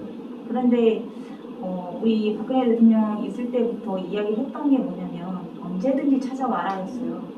그렇기 때문에 저희가 처음에는 정말 믿고 그렇게 찾아갈 수밖에 없었고, 그리고 그러한 문제점들이 하나도 정말 세월호에 대한 관련된 내용들이 하나도 접목이 되지 않았던 그런 상황 속에서 저희가 싸우는 단계에서 아까 그 청와대 이야기는 그런 거예요. 세월호 진상규명이 밝혀져야 여러분들이 얘기하고 있는 대통령의 책임이 없다라는 게 밝혀지지 않겠냐. 그러면서 약간 덜 하시더라고요. 그래서 꼭 해야 되겠구나. 그러면서 이제 같이 이야기한 적도 있었는데 그냥 저는 진짜 그런 것 같아요. 이게 아까 노무현 대통령이 가셔서 사과를 했고, 그리고 나중에 문재인 대통령도 가서 사과를 하는 거에 대해서 이야기를 잠깐 하셨지만, 저는 그냥 사과를 하고 안 하고의 차이를 떠나서 정말 국가의 폭력이나 피해를 받으신 분들이 너무 장기간으로 끄신 분들은 정말 제가 그 장기로 끄는 그런 사건의 피해자들이 정말 사과를 받는 그런 경우를 여러 봤거든요. 근데 정말 남아있는 분들이 한두 명밖에 안 계신 거예요. 그렇죠. 근데 그런 걸 보면서 누가 보였냐면 제가 보인 거예요. 나는 하고 싶은데 이렇게 지금 국가에서도 비협조적이고 이렇게까지 안 해준다라고 하면 과연 내가 저렇게 되지 말라는 법도 없고, 그리고 저렇게 되지 않으려면 뭐라도 해야 되는데 어떻게 해야 되지? 이런 고민도 드는 그런 상황인 거고요. 그리고 정말 그런 상황 속에서 이렇게 그 현재 문제들을 이렇게 보다 보면 이게 틀이 잡힌다 해도, 사과를 받았다 해도, 그리고 특별법이 제정이 돼서 조사를 한다 해도 중요한 건 유지가 굉장히 중요하다고 보는 거예요. 이 지도자라고 하면 나는 이 정치인으로서 난 너희 당이 아니야. 그렇기 때문에 너희들이 사과한 건 내가 한 게 아니야. 그렇기 때문에 바꾸는 경우가 있잖아요. 근데 그런 일이 절대로 일어나서는 안 될 것 같은데, 하나의 책임자이신 분이 그렇게 되신 분들이 그 책임에 대해서 이렇게 뒤집고 한다라는 거는 절대로 이해가 안 가요. 그렇기 때문에 저는 만들었다 해도, 그리고 그게 끝이 답을 결론을 내린 끝이 났다 하더라도 우리가 지키는 게 아니고 당연히 지켜져야 할 그런 걸로 남아 있어야 되지 않을까, 그 생각이 드는 거예요. 제가 이제 연대, 4.16 연대 활동을 하고, 그렇게 이제 하면서 느끼는 시민들이 헷갈려하는 지점들이 뭘까 하는 거 보면 일단은 진상조사는 더디고 대신에 시민들과 가족들의 힘에 의해서 그리고 어떤 그 피해 회복에 대한 절차로 한 단계 지금 넘어가 버리니까 그러니까 그 뭐랄까 제도화하거나 그리고 피해자 회복에 대한 문제나 이렇게 이제 넘어가니까 이 진상조사는 어떤 안 해도 될 것처럼 생각한다거나 이미 되었다고 생각한다거나 좀 이런 혼란을 좀 가져오는 것 같아요. 그러니까 그런 착시 현상. 그러니까 우리가 피해자들이 회복되려고 하면 가해자를 처벌하는 것만 능사가 아니라 금전적 보상이 능사가 아니라는 거죠. 우리가 과거에 피해 회복하는 사례들을 보면 진상조사에 대해서는 별로 관심 없이 금전적 보상으로 다 메꿔 와버렸잖아요. 근데 실제로 그 과거의 재난 피해자들은 그것이 여전히 영원한 상처로 남아 있어요. 그러니까 이게 진상조사와 사과라고 하는 가장 기본적인 단계가 이루어지지 않으면 이후에 문제는 완전히 꼬여 있을 것 같아요. 특히 이제 사과라는 것이 단순히 뭐 대통령이 나와서 뭐 어떤 행정집행자 누군가 나와서 사과하는 게 아니라 이런 사건이 더 이상 발생하지 않도록 후속 조치를 하는 것이 네. 저는 진정한 사과라고 보거든요. 그러니까 이제 아까 뭐 저희 이제 얘기했었지만, 그러니까 저희 집에 형제들이 이렇게 있잖아요. 근데 또 같이 크고 이런 같은 형제들끼리도 성향들이 다 다르고 한데 저희 형제들 중에서도 어떤 형제는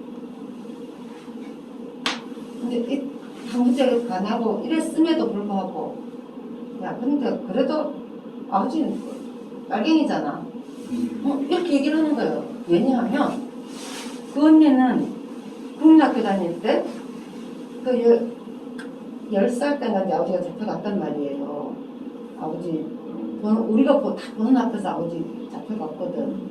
잡혀갔고 재판 받고 간첩으로 징역을 살았고 우리는 간첩 자식이라고 간첩 가족이라고 한 동네 1년을 못 살고 10년 맨날 이렇게 정말 떠돌려 돌아다녔거든요. 동네에서 다니면서. 그게 우리 언니 그 사춘기 그 기간에 몸에 머리에 다 박힌 거죠. 없어지지 않는 거예요. 그러니까 무죄는 이제 그래 네가 똑똑하니까 그래서 이제 세상도 좀 많이 변하고 해서 그 재판 잘해서 무죄 받았겠지 이렇게 생각해요. 벌써 근데 그거는 저는 이제 뭐 이제 우리 거 이제 예를 들어 이제 그런 거 세월호를 갔을 때 다 끝났잖아. 아직도 세월호야? 그리고 그러니까 돈 벌려고 한다며 온갖 그런 말들이 많잖아요. 그거 그 사람들이 몰라서 하는 소리일 수도 있죠. 모르는 사람들은 말 그렇게 안 하거든요. 뭔가가 조직적으로 우리 사회가 사람들에게 그런 분위기를 집어넣은 거예요. 언론이 그랬든 권력이 그랬든 그거 2차 가해잖아요. 사실은 2차 가해고 3차 가해인데 그런 것들을 방지하는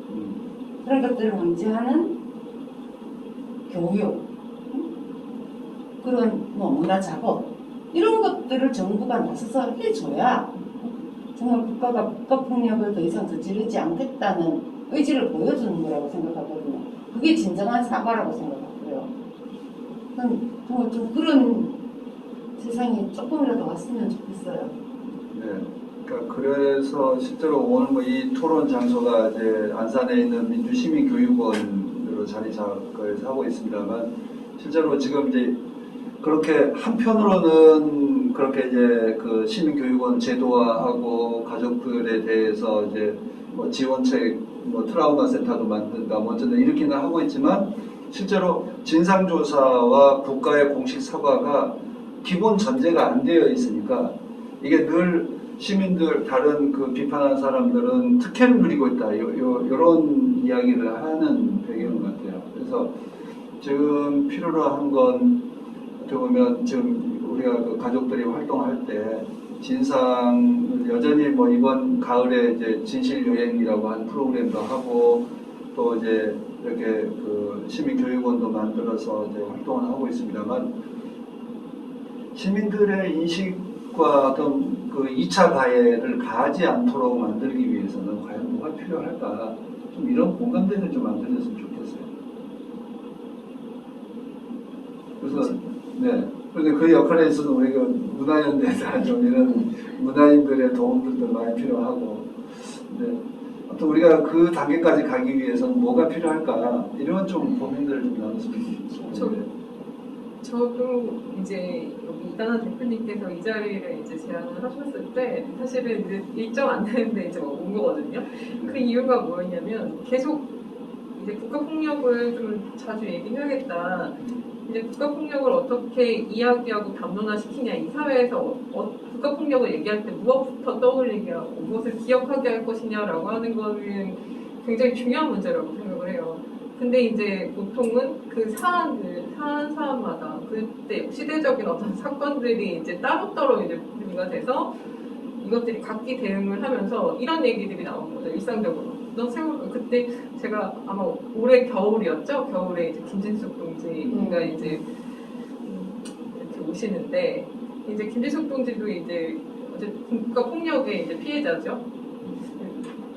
이제 꼭 저는 이제 제가 연대할 때는 정확하게 이제 국가 폭력의 피해자라고 생각하고 그 자리에 갔었던 거예요. 그런데 이제 이런 거예요. 그 안에서도 세월호는 여기서 옆에서 하고 여기는 여기 하니까 같이 갔던 사람들 중에 혹자는 여기 하는데 저기는 어떻다. 뭐 이런 식으로 계속 분리하는 사고를 하는 거죠. 그러니까 예를 들면 광화문 광장에서도 김용균 이제 그 청년 노동자가 이제 중대재해로 이제 목숨을 잃고 나서 한 1년 지나서 2주년 때 제가 광화문 광장에 이제 전시를 열었었는데 그때도 그 공간 협의가 안 되는 거예요. 왜냐하면 이제 세월호 그 기억 공간이 있어야 되니까. 그걸 운영하시는 분이 그 김용균 추모 전시를 하는 공간을 거기에 만들면은 부딪힐 것 같다고 계속 협의가 안 되는 거예요. 이게 뭐냐면은 그 각각의 사람들에 대한 연대가 필요하다는 생각이 들어요. 그러니까 이게 장기간 시간이 지나면은 결국에는 이게 공통적으로 대응하는 부분들이 있어요. 그러니까 절대 안 되는 점, 아까 말씀하셨던 목사님 말씀하셨던 진상조사 부분이나 좀 공식성을 담은 사과라던가 이런 것들은 거의 안 되는 것들이거든요. 굉장히 이제 시간이 수십 년 전생에 거쳐서도 안 되고, 그리고 저는 이제 이 문제에서 좀 아까 이제 국가폭력의 유형을 말씀하실 때 좀 중요하다고 생각했던 거는 지금 현재 국가폭력의 유형이 얼마나 다양화되고 있느냐. 저는 이 코로나 시대에도 그 이제 생명 안전 정치라고 하는 걸 통해서 국가폭력을 하고 있다고 생각하거든요. 예를 들면 뭔가 정확하지 않는 거죠. 건강을 위협하는 것들이 있는데 국가 주도로 이렇게 백신을 맞고 뭘 하고 하는데 이런 데 계속 의혹이 있는 거예요. 정확하지 않은데 권위주의를 국가가 눌러서 통제하는 거죠. 그랬을 때 그 과정에서 국가폭력이라는 게 얼마나 쉽게 발생될 수 있는지에 대해서도, 그리고 특히 기술진보 사회가 되면서 저희가 아무렇지도 않게 이제 이렇게 바코드를 찍고 다니잖아요. 그렇죠. 그러면서 나의 이제 사생활이라던가 이런 것들이 다 노출이 되는 거예요. 그런데 이제 그냥 이제 아까 말씀드렸던 생명안전지 뭐 이런 건데 그런 부분에 있어서도 사실은 뛰어 있어야 되는 거죠. 그러니까 뭐냐면 국가폭력이라는 거는 유형은 너무 다양화되고 우리 일상은 계속 포섭될 거고 피해가 일상화되면서 내가 피해자인지 모를 수 있다는 거예요. 그러니까 피해를 외면하는 경우는 내 몸에 피해가 너무 일상적이어서 그냥 그렇게 하느니 아예 외면해버리는 게 나아, 이럴 수도 있다고 생각이 들거든요. 그런 경우 굉장히 많이 받기도 했고, 그래서 저는 이제 이런 단면 과제가 분명하게 있고 이 부분은 사회적으로 계속 알리는 부분들이 필요하고, 또 국가폭력이라고 하는 것들이 작동되는 맥락에 있어서는 좀 연대를 해서 말씀드렸지만 그 담론화하는 작업들, 이런 혹은 이렇게 연대해서 뭔가 행위를 같이 하는 작업들, 물론 세월호 같은 경우는 굉장히 예술가들이 많이 가기도 하고 이렇게 하지만 그런 것들이 좀 더 이제 명확하고 사회적 의미화하는 부분들에 대해서 이 좀 필요할 것 같습니다. 공연 시작으로. 네. 죄송해요. 제가 안산으로 조금 강력하게 다나 선생님한테 좀 무리한 요청을 하기는 했어요. 했는데 그때도 제가 죄송하다고 이제 이야기를 하면서 세월호 진상규명 너무 안 돼, 안 해주고 있어, 이런 이야기를 계속 하면서 답답하다, 언제까지 해야 돼, 도대체 어떻게 해야 될까라는 이러한 모든 부분을 가족들뿐만이 아니고 세월호 진상규명을 바라고 있는 전 국민들의 이게 숙제라고 봐요. 그래서 그런 이야기들을 많이 하고 있는 과정에 지금 현재 올해 4월 12일 날 개관식을 했고, 그리고 이제 기업교실뿐만이 아니고 이렇게 해서 같이 안내를 하면서 현재 이렇게 안 되고 있음에도 불구하고 가족들은 열심히 뛰고 있는 그런 걸 좀 보여주고 싶었고, 그리고 저희가 아까 이야기를 했지만 가칭 안전공원이라던가 트라우마 센터라던가 이런 걸 지금 계속 진행 중에 있어요. 그리고 이런 상황 속에서 우리가 지금 와서 한 분이라도 찾아오셔서 이렇게 지금 싸우고 있는 투쟁 속에 보여줄 수 있는 곳이 이렇게 만들어져 있는 상황인 거고, 그리고 유지하고, 우리가 처음에 이거 만들면서도 수없이 이야기 나왔던 게 아마도 눈에서 멀어지면 마음에서도 멀어진다라는 이야기를 하면서 아마 그렇게 시작이 됐었던 것 같아요. 근데 그 많은 말 중에 그게 좀 기억이 남기도 하고, 그리고 이렇게 보여줌으로 인해서 물론 우리가 진상규명이 가장 먼저 돼야 되는 그런 문제이기는 한데 너무 어려운 과정인 거고, 그리고 그 가는 과정 속에서도 이렇게 우리가 보여주고 앞으로 계속 싸우다 보면 앞으로도 우리가 보여줄 수 있는 공간들이 많아질 것이고, 그리고 아무리 우리가 시간이 가고 어렵다 하더라도 이렇게 지금 현재 싸우는 과정이 코로나로 인해서 굉장히 어렵기는 해요. 그럼에도 불구하고 절실하면 반드시 이루어질 거라는 생각을 해요. 그렇기 때문에 이 공간을 토대로 해서 오셔서 보시고, 그리고 이렇게 지금 온라인을 통해서 보시는 분들도 계시잖아요. 그렇기 때문에 종종 찾아주셨으면 좋겠고, 그리고 잊지 않는 마음으로 당연히 우리가 진상규명 하겠다라는 그 의지만 다져졌으면 좋겠다라는 그 의지로 좀 무리한 부탁을 드렸어요. 네, 오늘 이제 이 자리도 그렇고 국가폭력에 대한 대안이 뭐냐, 그러면 그것을 우리가 어떻게 폭력으로부터 우리가 우리를 지킬 수 있고 또 앞으로 재발을 방지하게 할 수 있을까, 이것도 우리의 큰 과제죠. 이제 그런 점에서 연대 솔리다리티라고 하는 게 왜 우리에게 필요한가?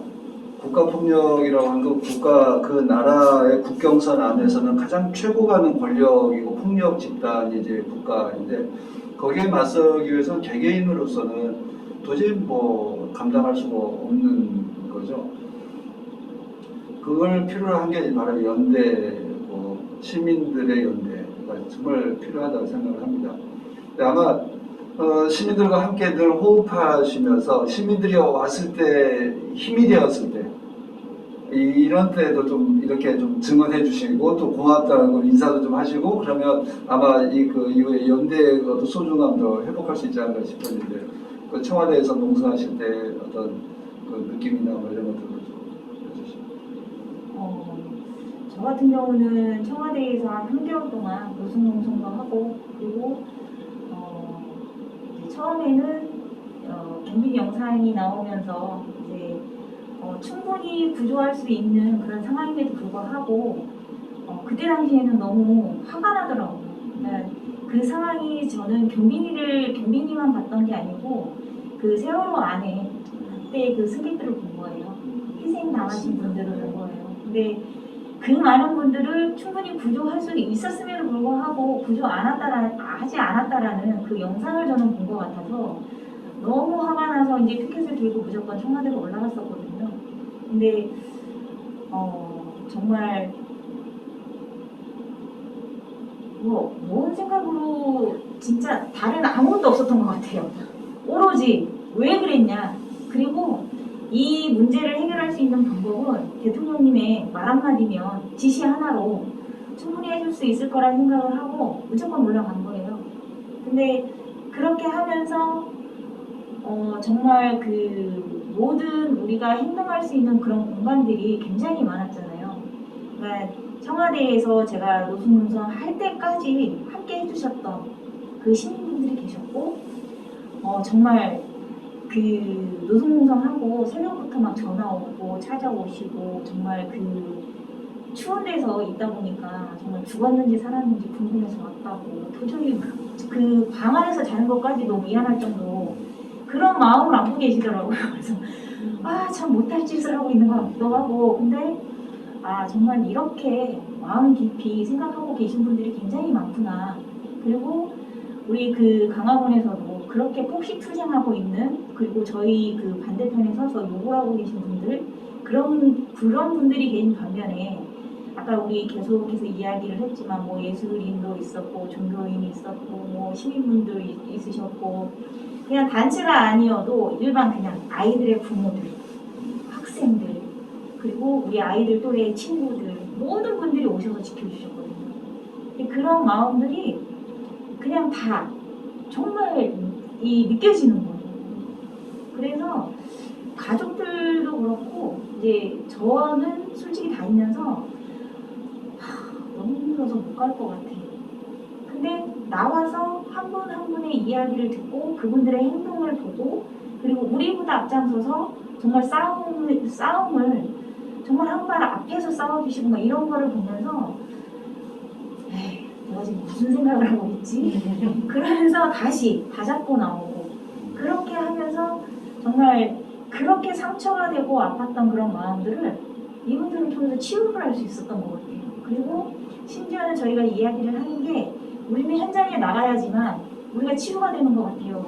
그래서 나가야 될 것 같아요. 이런 이야기를 할 정도로 오히려 나와서 우리가 힘이 되고, 그렇게 그런 마음으로 그렇게 나왔던 것 같아요.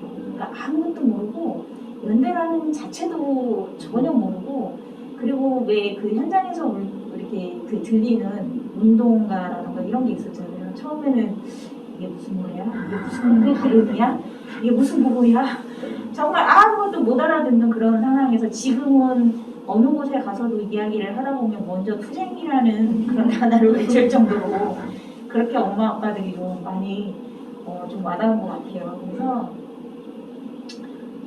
잠깐 아까도 이야기했지만 이게 앞으로도 1년이 될지 10년이 될지 아무도 모르잖아요.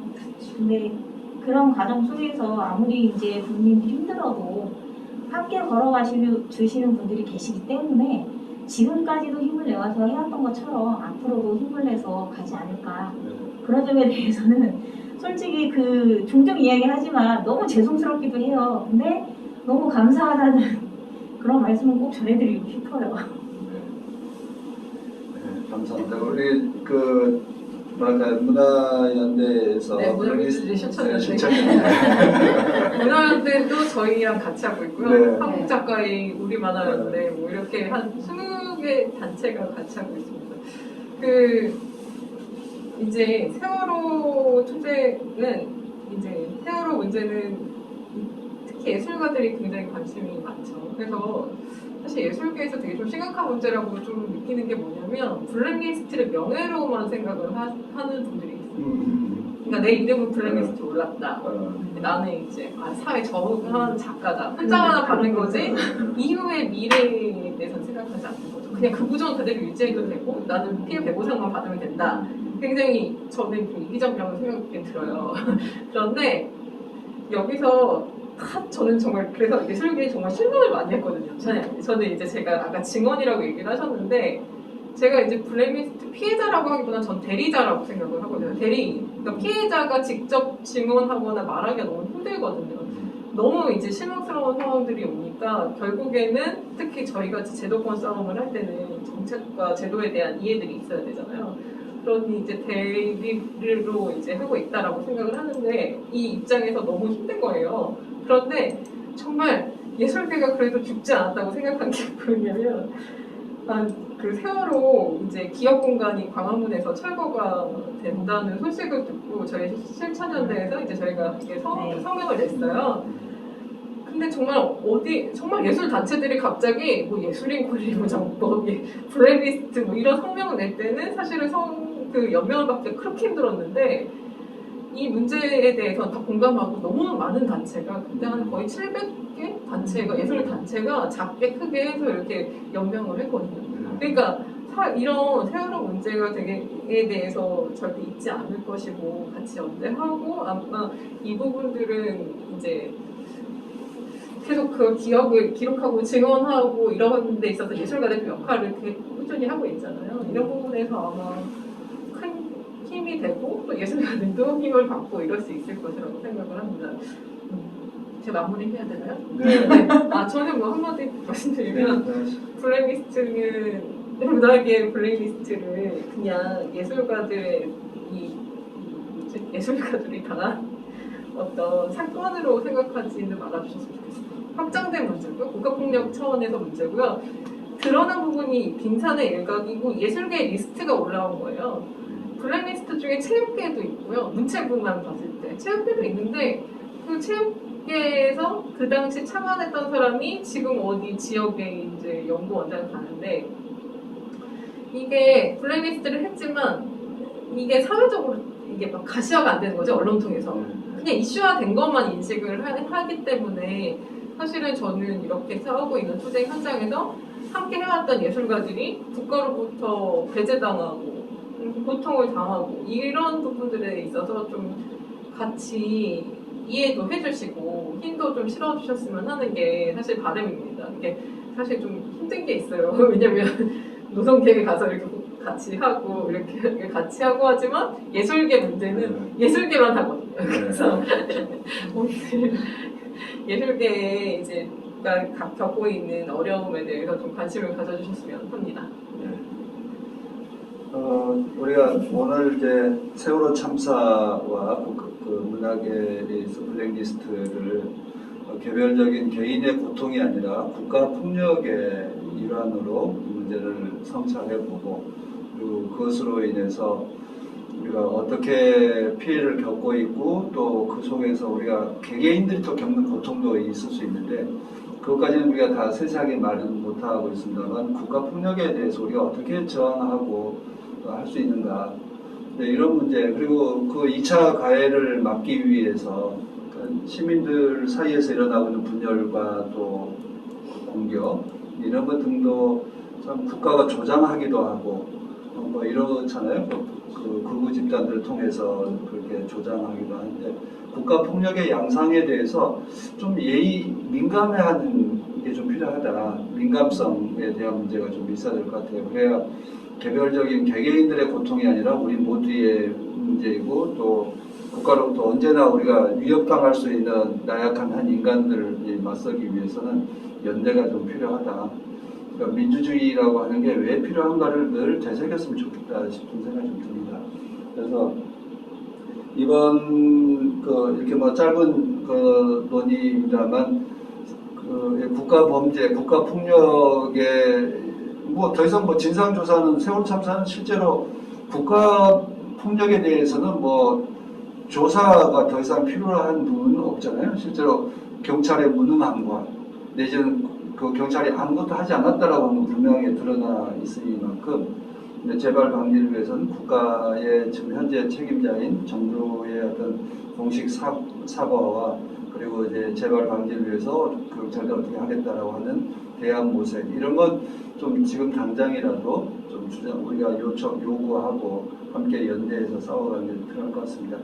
아마 블랙리스트 문제는 중앙정부에서 있었던 블랙리스트 문제만 되어 있습니다. 근데 실제로 블랙리스트 문제가 지금 계속 말씀하셨지만 실제로 사상 검열이고 그리고 그 사상 검열에 의해서 우리를 감시하고 위협한 민주주의의 가장 근간의 문제를 지금 흔들려 있는데 그게 개개인의 문제로만 치부되어 버리면 그 지자체에서 벌어지고 있는 검열과 감시 이것은 또 그 수면 위로 제기되지 못한 채 멈춰버리는 것 같아요.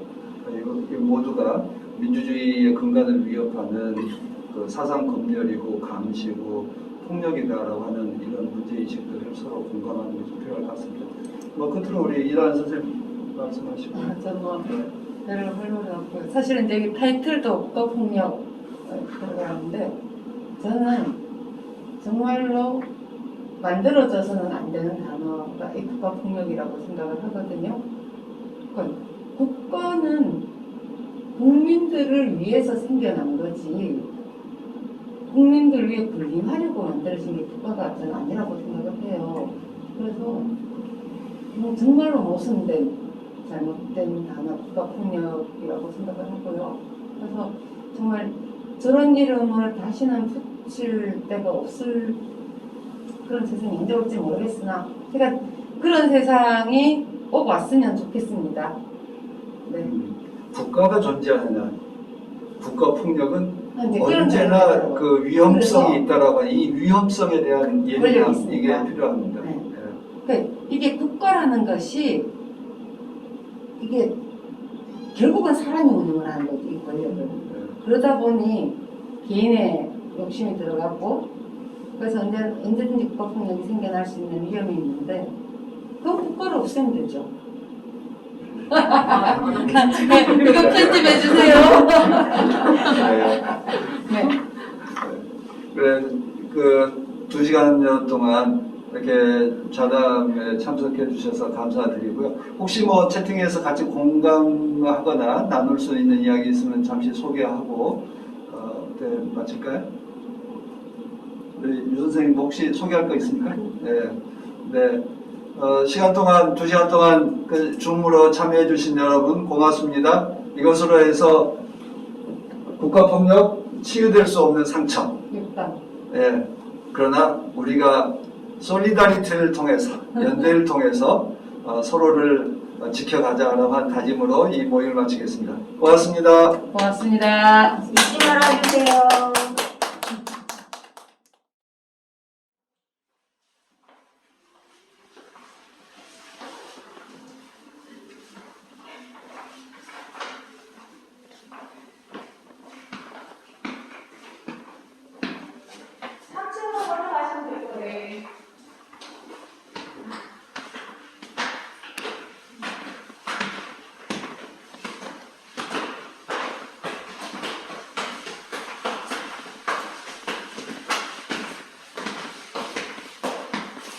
산책으로 먼저 가라고요?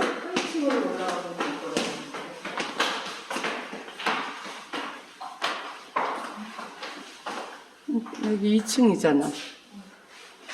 이거 학교 전경할로가 이렇게 그렸네요.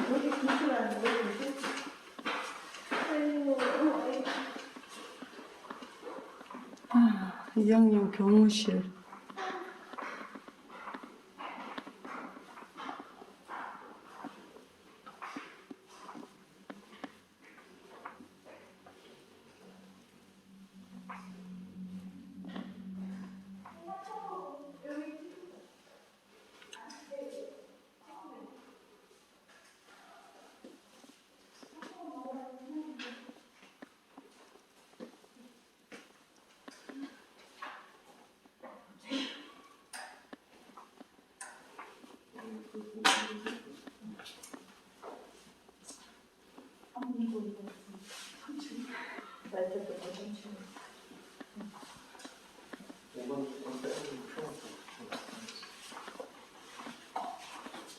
삼층부터 갔다 오라고? 응. 어. 그래야 내려오는 거 편하고. 어.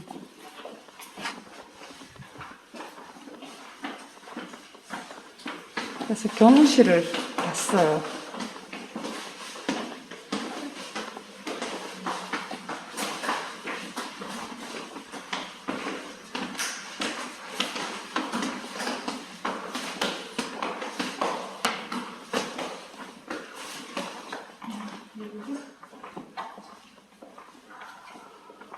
경빈이가 4반 아니었나? 응. 지금 아까 전명선 위원장님 이야기를 하셨던 그 타일 텍스라는 거는 그 천장에 있는 타일 맞잖아요. 그거 텍스라고 그러는데 아까 멤버링되어 있던 그걸 그대로 다 빼갖고 온 거거든요. 그 성품은요, 뭐 창문, 시계, 뭐 지휘, 종이 모든 걸 다 그대로 갖다가 복원을 해놓은 거예요. 그 오면 와서 이제 그 아이들에 대해서 모르는 경우도 있잖아요. 근데 요 최근에 이렇게 QR코드도 만들어놨어요. 그 범죄에 대해서 알고 싶으면 QR코드를 찍으면 범죄에 대한 내용들이 나오거든요.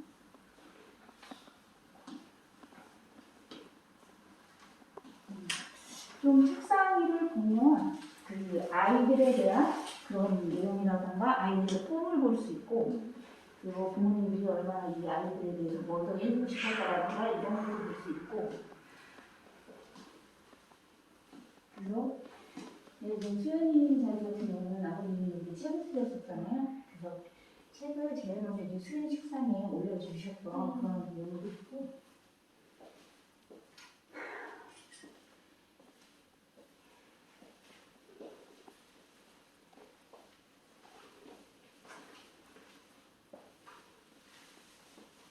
이런데 생존하는 책상 위에 물품이 있는 곳은 아이들이 수학여행을 가서 참사를 당했던 희생을 당한 친구들이고요. 없는 책상들은 그날 수학여행을 갔다가 생존해서 온 친구들이라던가 아니면 아프거나 그때 일정이 있어서 안 갔던 친구들, 그 아이들의 책상이에요.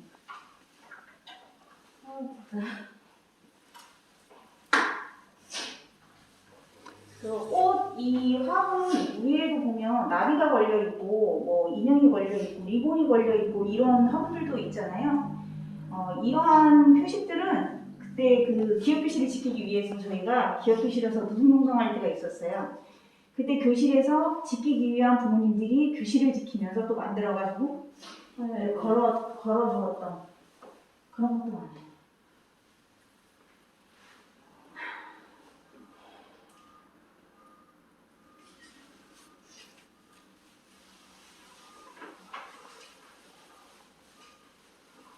나갑시다.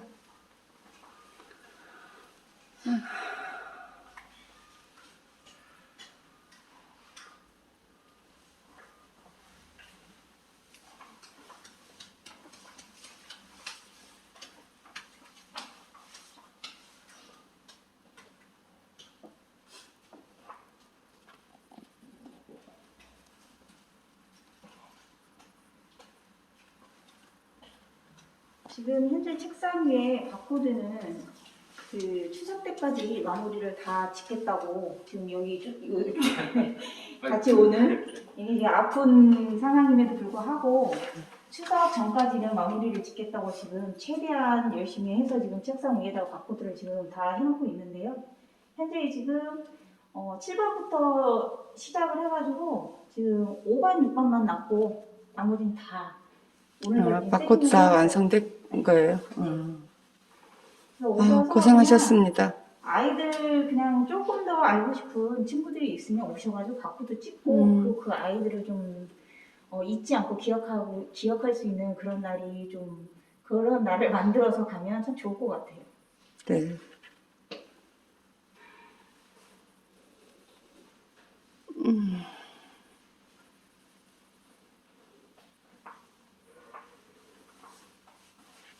교실이 어둡지 않고 밝고 굉장히 좀 이쁘잖아요. 남학생반도 그렇고 여학생반도 그렇고, 그러니까 아파서 찾아오지 못하는 그런 분들이 없었으면 좋겠고 많이 좀 찾아주셨으면 좋겠다라는 의미로 많이 알려주세요.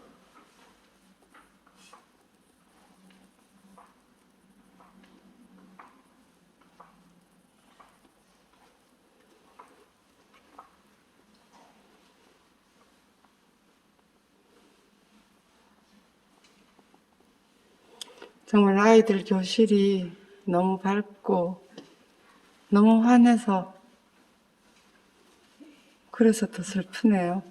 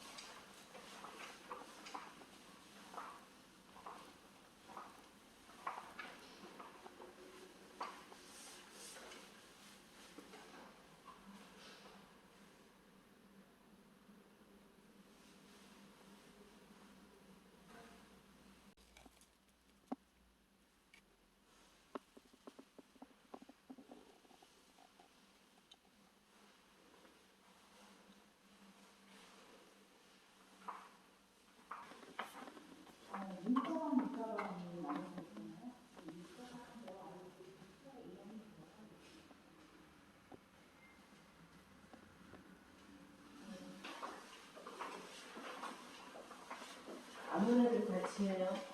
힘들은 애들 발세. 그동안 최근에는 선생님 훈련대회가 그 자사주도 하고 엄청